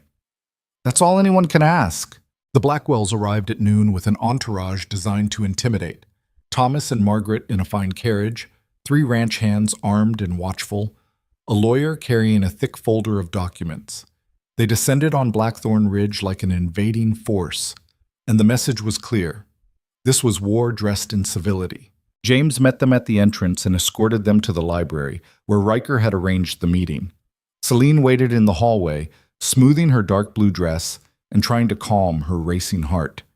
Kate appeared beside her, startling her. Breathe, he said quietly. They're just people, mean, ambitious people, but still just people. Easy for you to say. You're not walking into an ambush. Neither are you. You're walking into a negotiation where you hold more cards than they think. Big difference. He squeezed her shoulder briefly. Make them regret underestimating you. When Celine entered the library with Riker, she felt every eye in the room assess her. Thomas Blackwell stood by the fireplace, a broad man with iron-gray hair and the kind of face that looked permanently skeptical. His wife sat in one of the leather chairs, elegant and composed and clearly the sharper of the two. The lawyer hovered nearby, anonymous in the way of men paid to be forgettable. "Mrs. Holloway," Thomas said, his tone suggesting surprise. "Didn't expect you to attend business meetings? Thought your interests ran more to household management." The dismissal was intentional. Celine felt Riker tense beside her, but spoke before he could. "My interests run to protecting my family and our land. Since this meeting threatens both, I'm exactly where I should be." Margaret Blackwell's eyebrows rose fractionally. Thomas's skeptical expression deepened into something closer to respect, though he tried to hide it. "Well then," Thomas said, "let's discuss business. We have documented claims to water rights you've been violating for 3 seasons. We also have surveyed evidence that boundaries established 20 years ago have been ignored in favor of expansion that benefits your operation at our expense." Riker moved to the table where maps and documents were spread. "Your documents show selective interpretation. The creek's natural course shifted after heavy flooding in '78. We maintained the bed to prevent further flooding, which benefits everyone downstream. That's not diversion, it's responsible land management. Management that conveniently directs more water through your property. Management that prevented half the valley from flooding, including your southern acres. You're welcome, by the way." The tension ratcheted tighter. Thomas's face darkened and Margaret leaned forward, clearly preparing to escalate. This was the moment Cade had warned about, when strategy would become personal if they let it. Celine stepped forward before the argument could spiral. "Mr. Blackwell, you're right that water access is a valley-wide concern. It affects every ranch, every settlement, every family trying to survive out here. But attacking my husband won't solve the underlying problem." "And what problem is that, Mrs. Holloway?" "Fear. You're afraid that one bad season, one drought, one shift in creek flow will leave you without enough water to sustain your operation. That's legitimate. But the solution isn't fighting over land or boundaries. It's creating formal agreements that protect everyone." She moved to the table, laid out the proposal she and Riker had developed the night before, a water compact.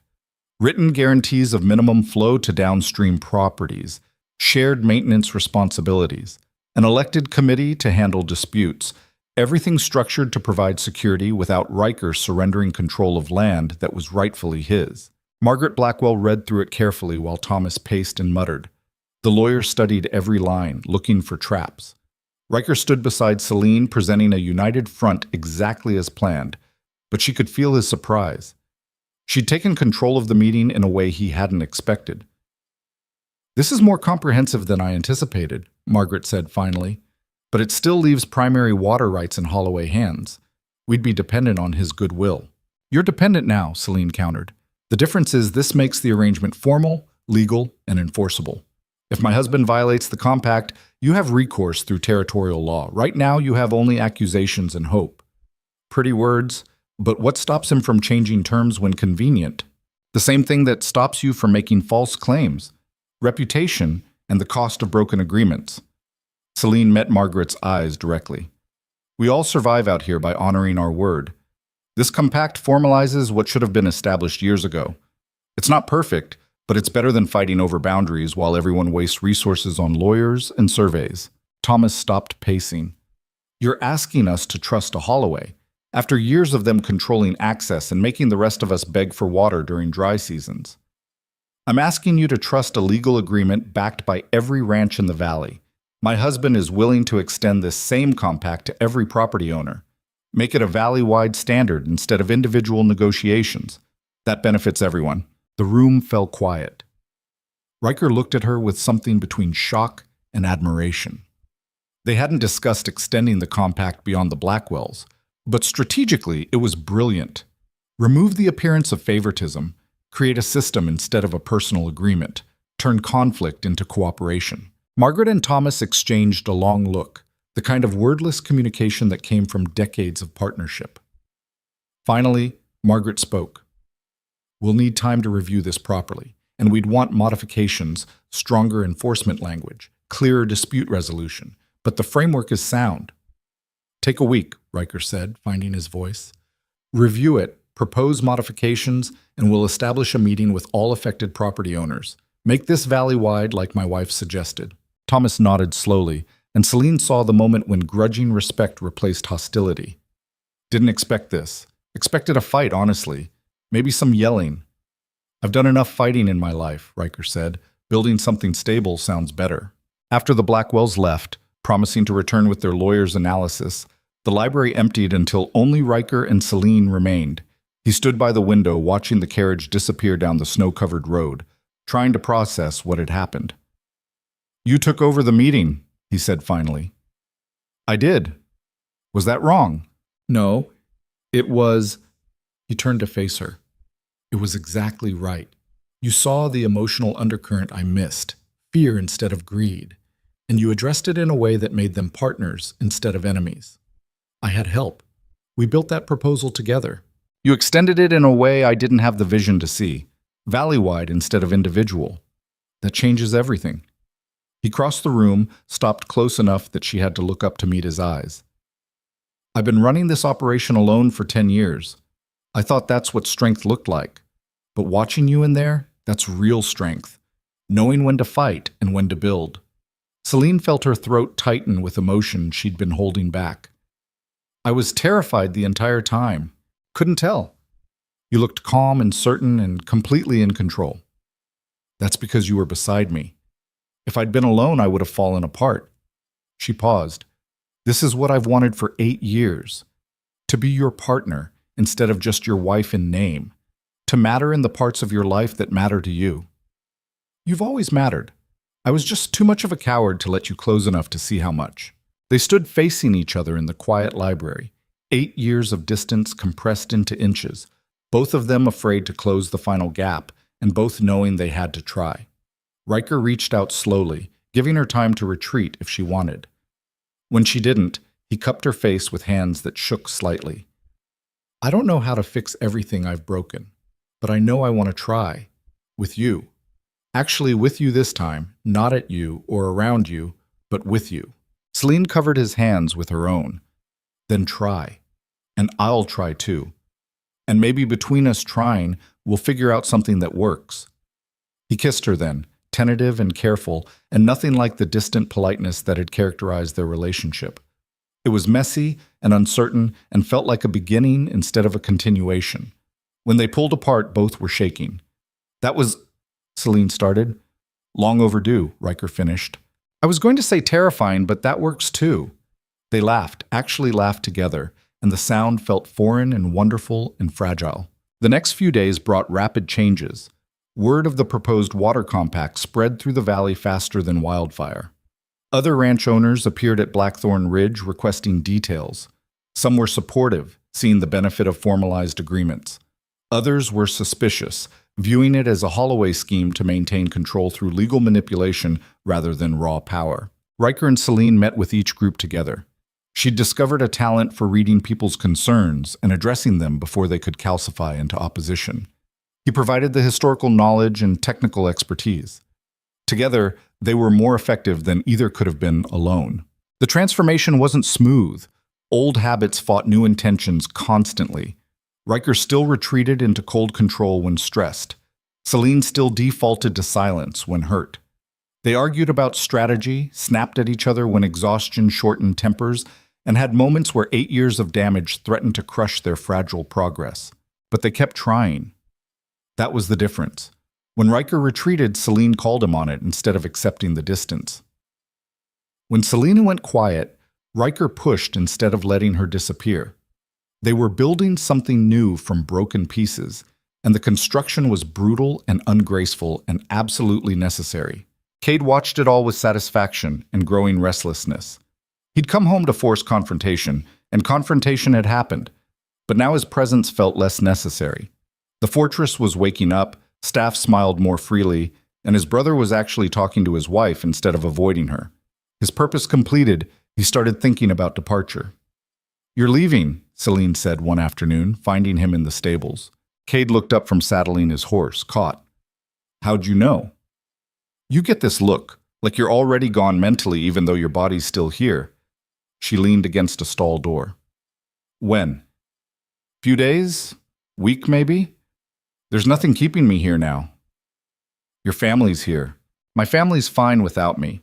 Better than fine, actually functional for the first time in years. That's my exit cue. He cinched the saddle tighter. Besides, I'm not built for staying put. I get restless. Start causing trouble just to have something to do. You saved us. You know that, right? If you hadn't come back, Riker and I would have kept destroying each other through silence. You'd have figured it out eventually. Maybe. Or maybe we'd have both died alone in that fortress, too stubborn and scared to try. Celine moved closer. Thank you. For caring enough to push, for being honest when everyone else was too polite. Cade smiled, though something sad lived behind it. Take care of him. My brother's the strongest man I know and the most fragile. He hides it well, but he needs people more than he'll admit. I know. I'll take care of him if he lets me. He will. He's learning. Cade swung up into the saddle. And Mrs. Holloway? Take care of yourself too. Don't lose who you are trying to be, what he needs. Partnership means both people get to be whole.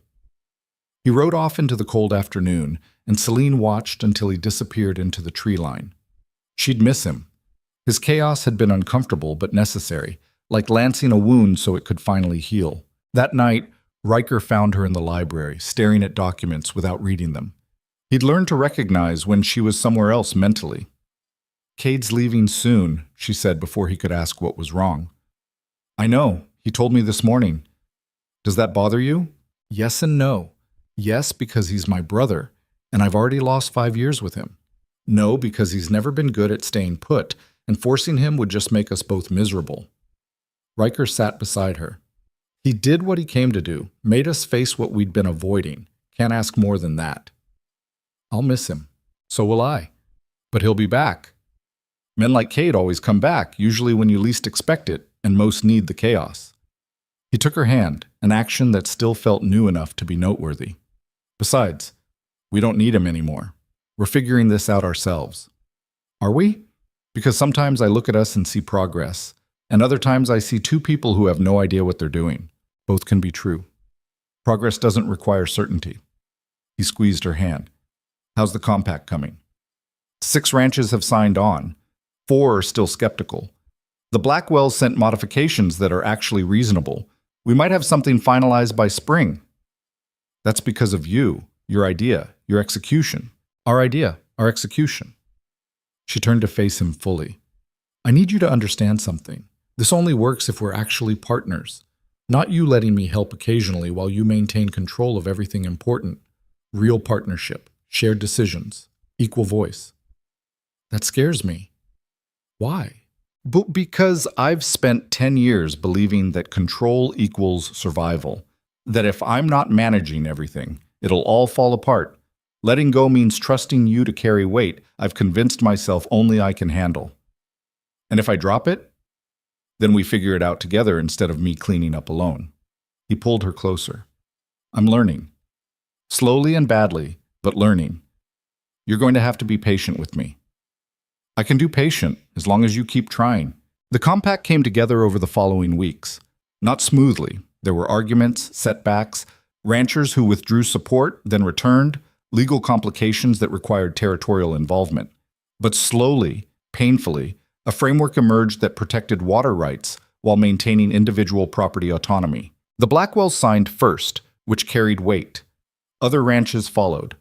By late March, as snow began melting and spring threatened arrival, 11 ranches had formalized the agreement.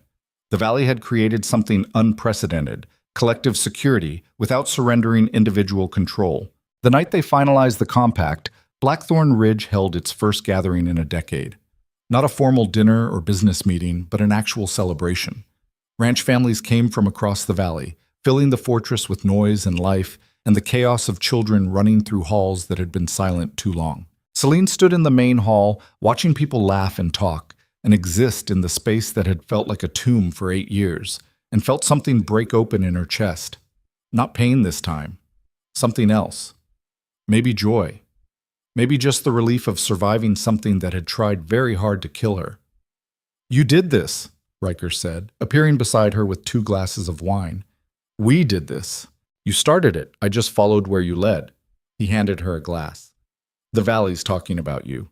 The quiet Mrs. Holloway who turned out to be the smartest person in the room, the woman who saved everyone from a range war nobody wanted. That's dramatic. It's true. Without the compact, we'd have spent this spring fighting over boundaries and water. People would have died. The valley would have fractured. He touched her face gently. You prevented that, by seeing a solution nobody else imagined. Celine leaned into the touch, this small gesture of affection that still felt miraculous. I just wanted to build something instead of watching everything fall apart. You built more than something. You built hope. He paused. I'm proud of you. Probably should have said that weeks ago, but I'm saying it now. I'm proud to be your husband, and I'm sorry it took me 8 years to realize what I had. She kissed him then, in front of everyone, and the gathered crowd erupted in applause and whistles. They pulled apart laughing, embarrassed but not ashamed, and Celine realized that for the first time since arriving at Blackthorn Ridge, she felt like she belonged. The party continued late into the night. Children fell asleep on couches, adults drank and told stories, and the fortress filled with the kind of life it had been built for but rarely experienced. Martha moved through the crowd with satisfaction, watching her employer and his wife dance awkwardly and happily, and thought about prayers answered in unexpected ways. As midnight approached and guests began departing, Riker and Celine stood on the fortress steps, waving goodbye to the last families. The valley stretched before them, dark and still beautiful under moonlight, full of life they'd helped protect. We're going to be all right, Celine said quietly. Yes, we are. Riker pulled her close, and she let herself be held, accepting the comfort and affection she'd been denied for so long. It won't be perfect. We'll still fight and make mistakes and hurt each other sometimes, but we'll survive it. Because we're trying. Because we're trying together. They stood like that until cold drove them inside, two people who'd wasted years discovering they still had time to build something real. The fortress closed around them, no longer a prison but a home. And somewhere in the valley, the world continued turning, brutal and beautiful and full of possibility for those brave enough to fight for it. Spring arrived slowly that year, reluctant and uncertain, much like the changes happening inside Blackthorn Ridge itself. The snow melted in fits and starts, revealing dead grass and mud and the promise of green underneath if you looked hard enough. The valley woke from winter's grip cautiously, as if afraid the cold might return and punish anything that dared hope too early. Celine stood in the conservatory on a morning in late April, watching rain instead of snow for the first time in months. The glass walls streamed with water, distorting the view but not obscuring it entirely. Beyond, she could see ranch hands working, cattle moving to fresh pasture, life resuming after the brutal pause winter always demanded. Behind her, she heard Riker's footsteps. She'd learned to distinguish his walk from everyone else's, measured but no longer quite so rigid, like he'd remembered how to move without armor weighing him down. James needs a decision about the northern fence line, he said, entering the conservatory. And Martha wants to know if we're hosting the valley meeting here or at the settlement hall. Here, Celine said without turning. We have the space, and it sends the right message. That Blackthorn Ridge is open instead of closed off. That's what I told her. He moved beside her at the window. You all right? You've been quiet this morning. Just thinking. About? She considered not answering, old habits suggesting that sharing doubts was weakness. But they'd promised honesty, even when honesty was uncomfortable. About how strange it is that everything's different but also the same. The fortress is still the fortress. The valley is still the valley. But somehow it all feels new. Maybe because we're new, Riker offered. Or trying to be, anyway. Are we succeeding? I can't always tell. He was quiet for a moment, and she appreciated that he didn't rush to reassure her. That was one thing that had changed. They'd both learned that sometimes questions didn't need immediate answers, just acknowledgement. I think we're succeeding at trying, he said finally, which is better than we were doing 6 months ago. Whether we're succeeding at the actual marriage part, that's harder to measure. But we're not failing, not anymore. Celine turned to face him.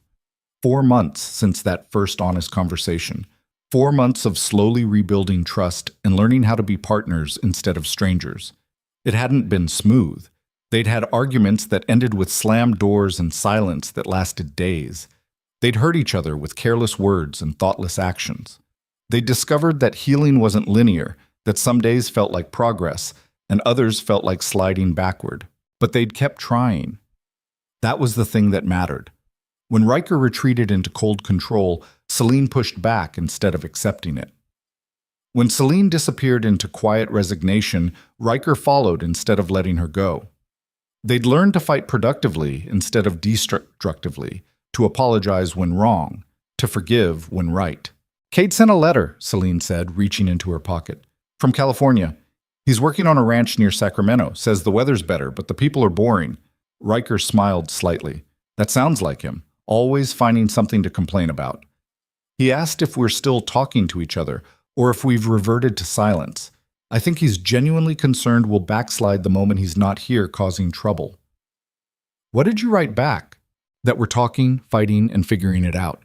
That he should visit in summer when the pass is clear. That we miss him." She handed Riker the letter. "He's proud of us, in his way.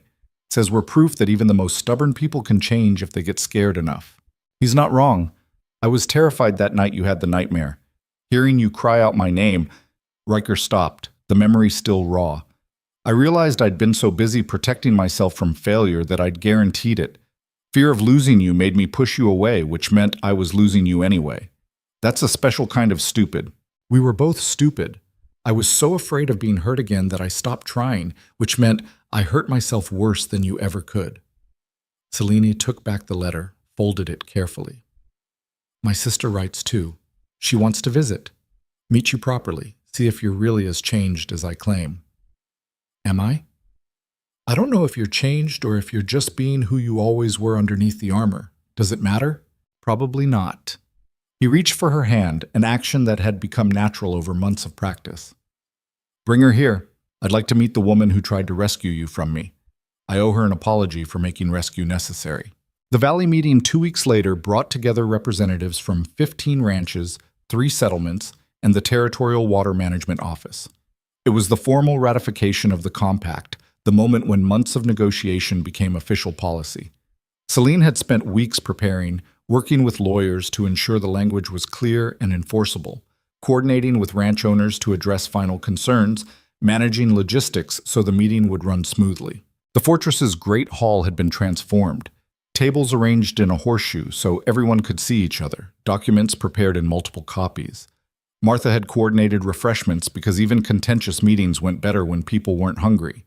The room hummed with conversation when Celine entered, voices bouncing off stone walls that had witnessed generations of Holloway business. Thomas Blackwell saw her first and nodded respectfully. Margaret did the same. Others followed suit, ranch owners who'd once pitied her or ignored her now acknowledging her as an equal. The transformation still startled Celine sometimes. She'd gone from invisible to essential not through grand gestures but through consistent competence, by showing up, doing the work, and refusing to disappear. Riker entered behind her and she felt the room's attention shift. He still commanded respect through presence alone, but now people looked between them as a unit rather than focusing on him exclusively. Partnership visible in how they moved through the space, checked in with each other non-verbally, presented as genuinely united rather than performatively so. The meeting lasted 4 hours. There were debates about specific language, concerns about enforcement mechanisms, questions about what happened when ranches changed ownership. Celine fielded half the questions, Riker handled the rest, and together they guided discussion toward resolution instead of conflict. When disagreements arose, they didn't steamroll opposition, but found compromises that addressed underlying concerns.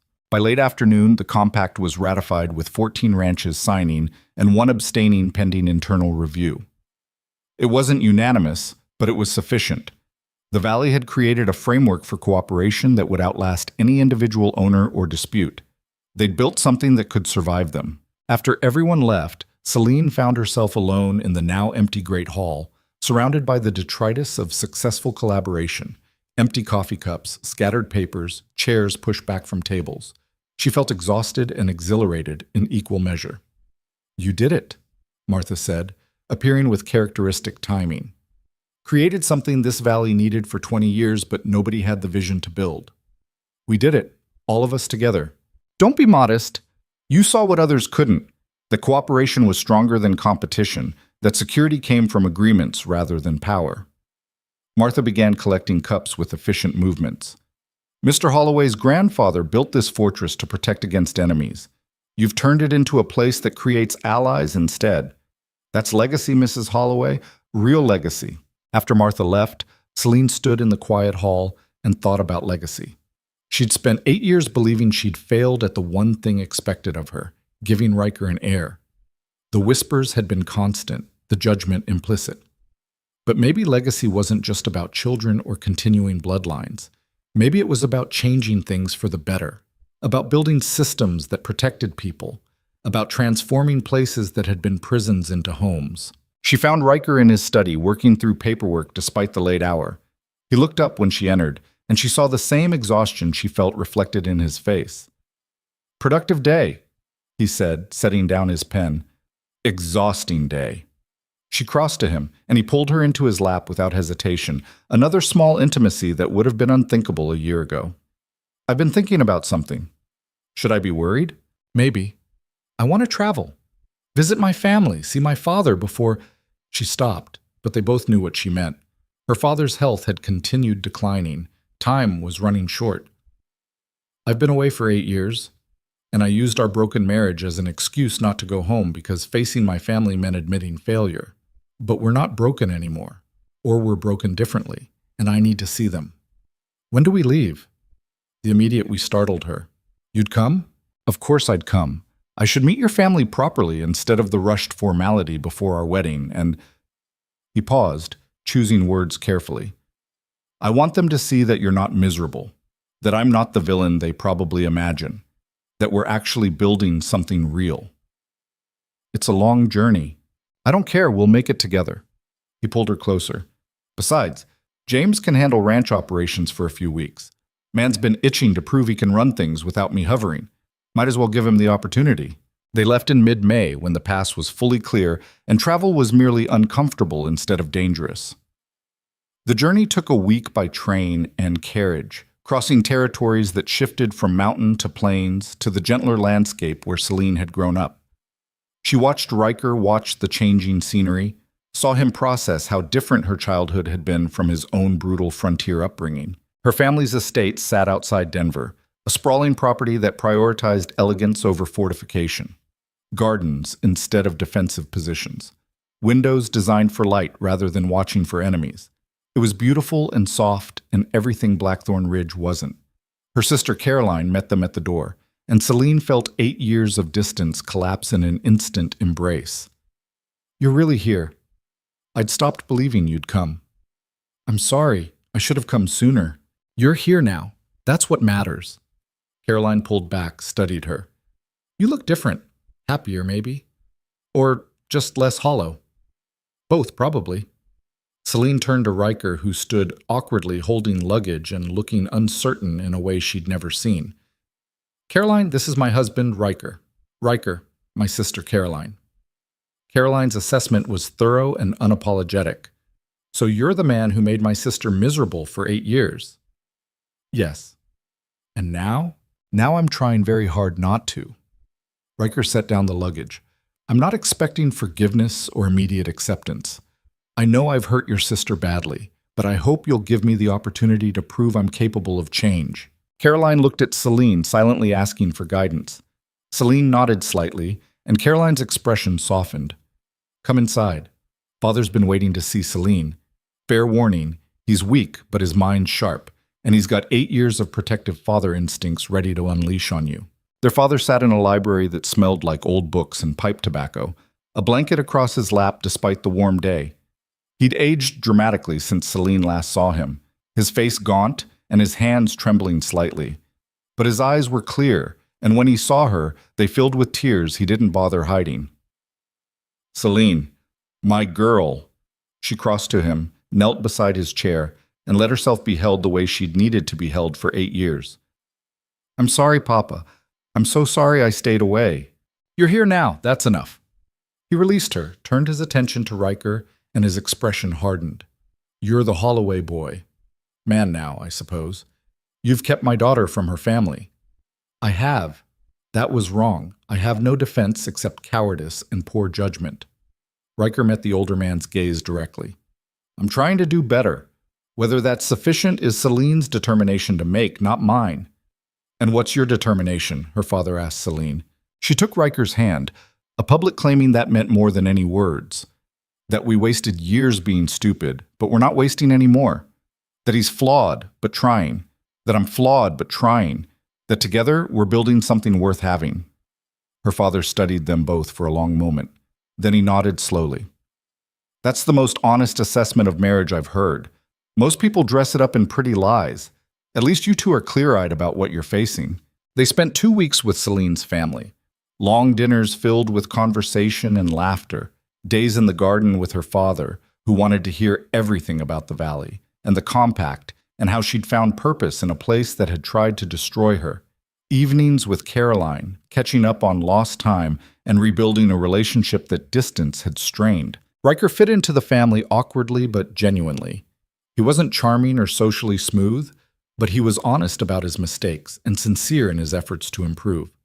Celine's mother, who'd been coldly polite at first, gradually warmed as she watched how Riker treated her daughter, with respect, affection, and the kind of attention that spoke of genuine care rather than obligation.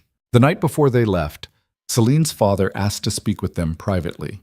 They found him in the library again, looking even weaker but somehow more at peace. "I'm dying," he said without preamble. "Doctors give me a few months at most." I wanted to say it plainly, so we're not dancing around reality. Celine felt tears threaten, but held them back. "Papa, let me finish. I've made peace with it. Lived a good life, raised 2 exceptional daughters, built something that will outlast me. But I needed to see you before I went. Needed to know you were all right." He looked at Riker. "You've hurt her. Don't think I've forgotten that. But you're also making amends, and that takes courage. Keep doing it, every day, even when it's hard, especially when it's hard." "I will," Riker promised. "And Celine," her father's voice gentled, "you've always been the strong one, the one who endures, but strength isn't just endurance. Sometimes it's knowing when to fight, when to forgive, when to demand more. You've learned that. Don't forget it." "I won't." He died 3 weeks after they returned to Blackthorn Ridge. The telegram arrived on a morning when rain fell softly and the valley looked green and alive. Celine read it once, folded it carefully, and didn't cry until Riker found her an hour later sitting in the conservatory, surrounded by plants that grew despite everything, because growing was what living things did. He held her while she fell apart, said nothing because nothing would help, and just provided the presence she needed. Later, they would travel back for the funeral. Later, she would grieve properly and fully. But in that moment, she let herself break in her husband's arms and trusted he wouldn't let the pieces scatter. Summer arrived in full force, bringing heat and work and the constant activity of ranch life. The compact held through its first test when drought threatened the valley and water became scarce. Instead of fighting, ranches coordinated sharing and preservation based on the agreements they'd established. Nobody was happy about the restrictions, but nobody died and nobody's operation failed completely. The system worked. Celine found herself pulled into valley politics more deeply than she'd anticipated. Other ranch wives sought her advice on issues ranging from water management to settlement disputes. She'd become, almost accidentally, a leader in a community that had once ignored her.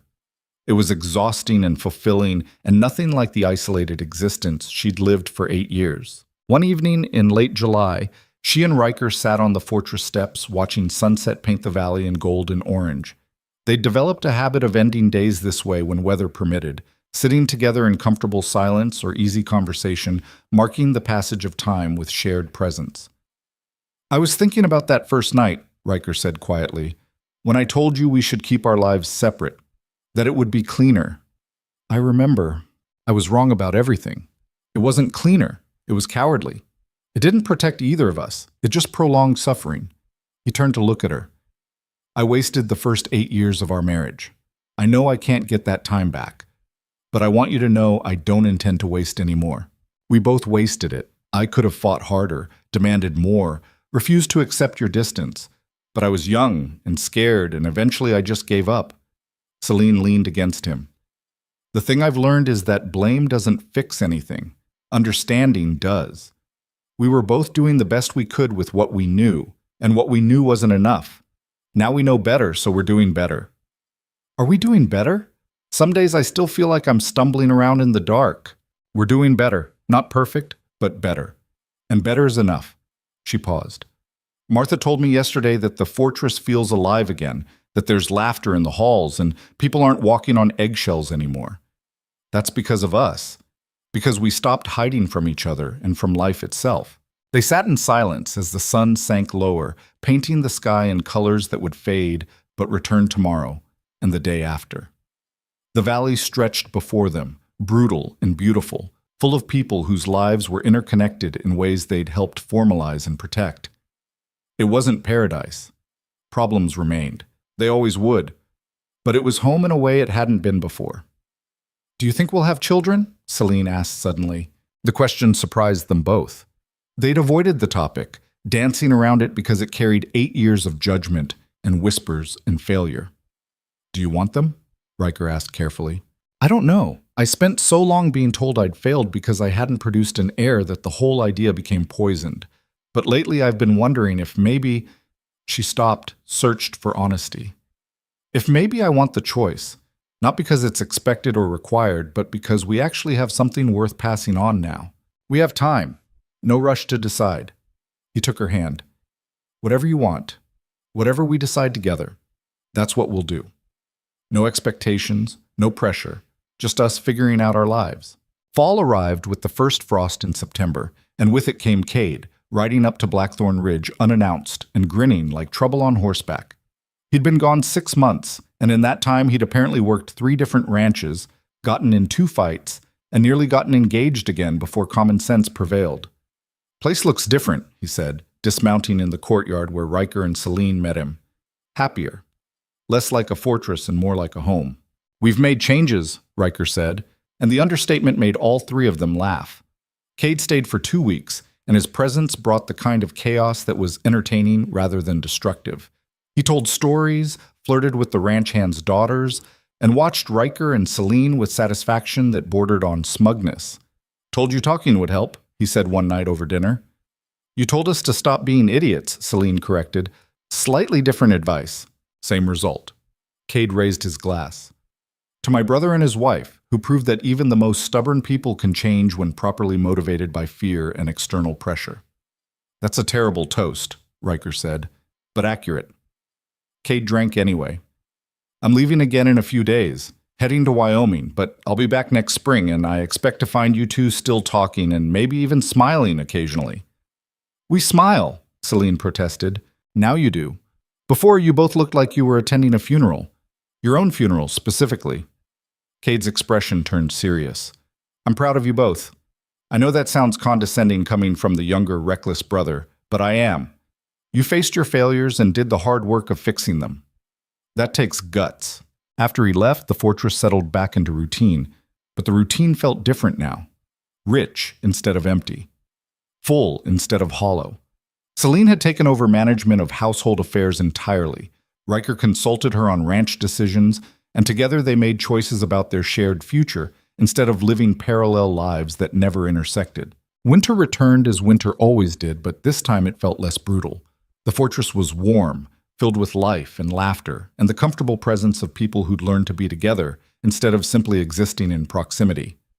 Celine and Riker spent long evenings by the fire, reading together or talking about plans for spring, and the silence between them was companionable rather than oppressive. On a night in early February when snow fell softly and the world outside was quiet, Riker found Celine in their bedroom now, not separate rooms but shared space, standing at the window and crying quietly. "What's wrong?" he asked, immediately concerned. "Nothing's wrong. Everything's right, and it's overwhelming." She turned to him, tears on her face but smiling. "I was standing here thinking about where we were a year ago, how broken everything felt, how hopeless. And now," she gestured around the room, "now we're here, together, actually happy. And it feels impossible, but it happened." Riker crossed to her, gathered her close. "It happened because we fought for it, because we decided failing honestly was better than succeeding at pretending, because you were brave enough to keep trying when giving up would have been easier.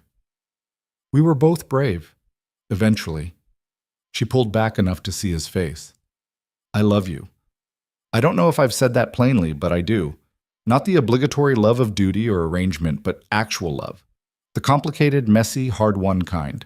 I love you too, have for longer than I admitted, even to myself.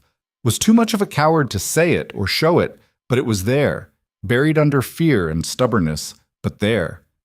He kissed her softly. We wasted a lot of time. We did. But we have time now, years of it, if we're lucky.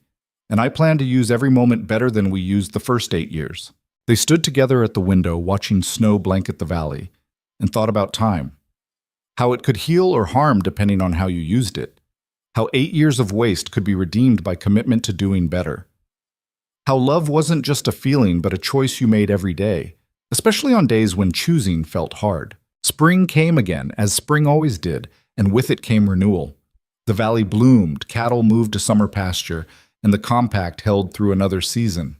Celine's sister visited, bringing her family and filling the fortress with the chaos of children who didn't know it had ever been a place of silence. The contrast was startling and beautiful. Life where there had been emptiness, joy where there had been resignation. One morning in early May, almost exactly a year after Celine and Riker had traveled to see her father, she woke feeling different. Not sick, just changed in some fundamental way she couldn't name. She knew before the doctor confirmed it 3 weeks later. New life building quietly while the world continued its routines. She told Riker that evening, watching his face cycle through shock and fear and wonder. "Are you happy?" she asked, needing to know. "I'm terrified," he admitted. And yes, happy. Overwhelmingly happy. He placed a hand carefully on her stomach, still flat but carrying possibility. "We're going to be better at this than we were at marriage." "That's a low bar." "True, but we cleared it eventually." He met her eyes. "Whatever comes, we face it together. That's the promise. Not that we'll be perfect, but that we'll keep trying. I can live with that." The baby arrived in January during a winter storm that made travel impossible and confined everyone to the fortress. A girl, healthy and loud, and completely unimpressed by her parents' fear and wonder. They named her Eleanor after Riker's mother, and watching him hold their daughter with shaking hands, Celine understood that healing wasn't just about fixing what was broken, it was about building something new from the pieces. The valley celebrated with the kind of enthusiasm that surprised them both. Gifts arrived from every ranch, even the ones that had opposed the compact initially. The fortress that had once stood isolated and feared became a place people visited, bringing food and congratulations, and the communal joy of new life in a harsh place. Martha held Eleanor with the satisfied expression of someone who'd known all along that time and effort could work miracles. "Thought I'd never see children in this house again. Glad I was wrong." "So am I," Celine said, watching Riker walk the baby around the conservatory, pointing out plants she couldn't see yet but would learn to love.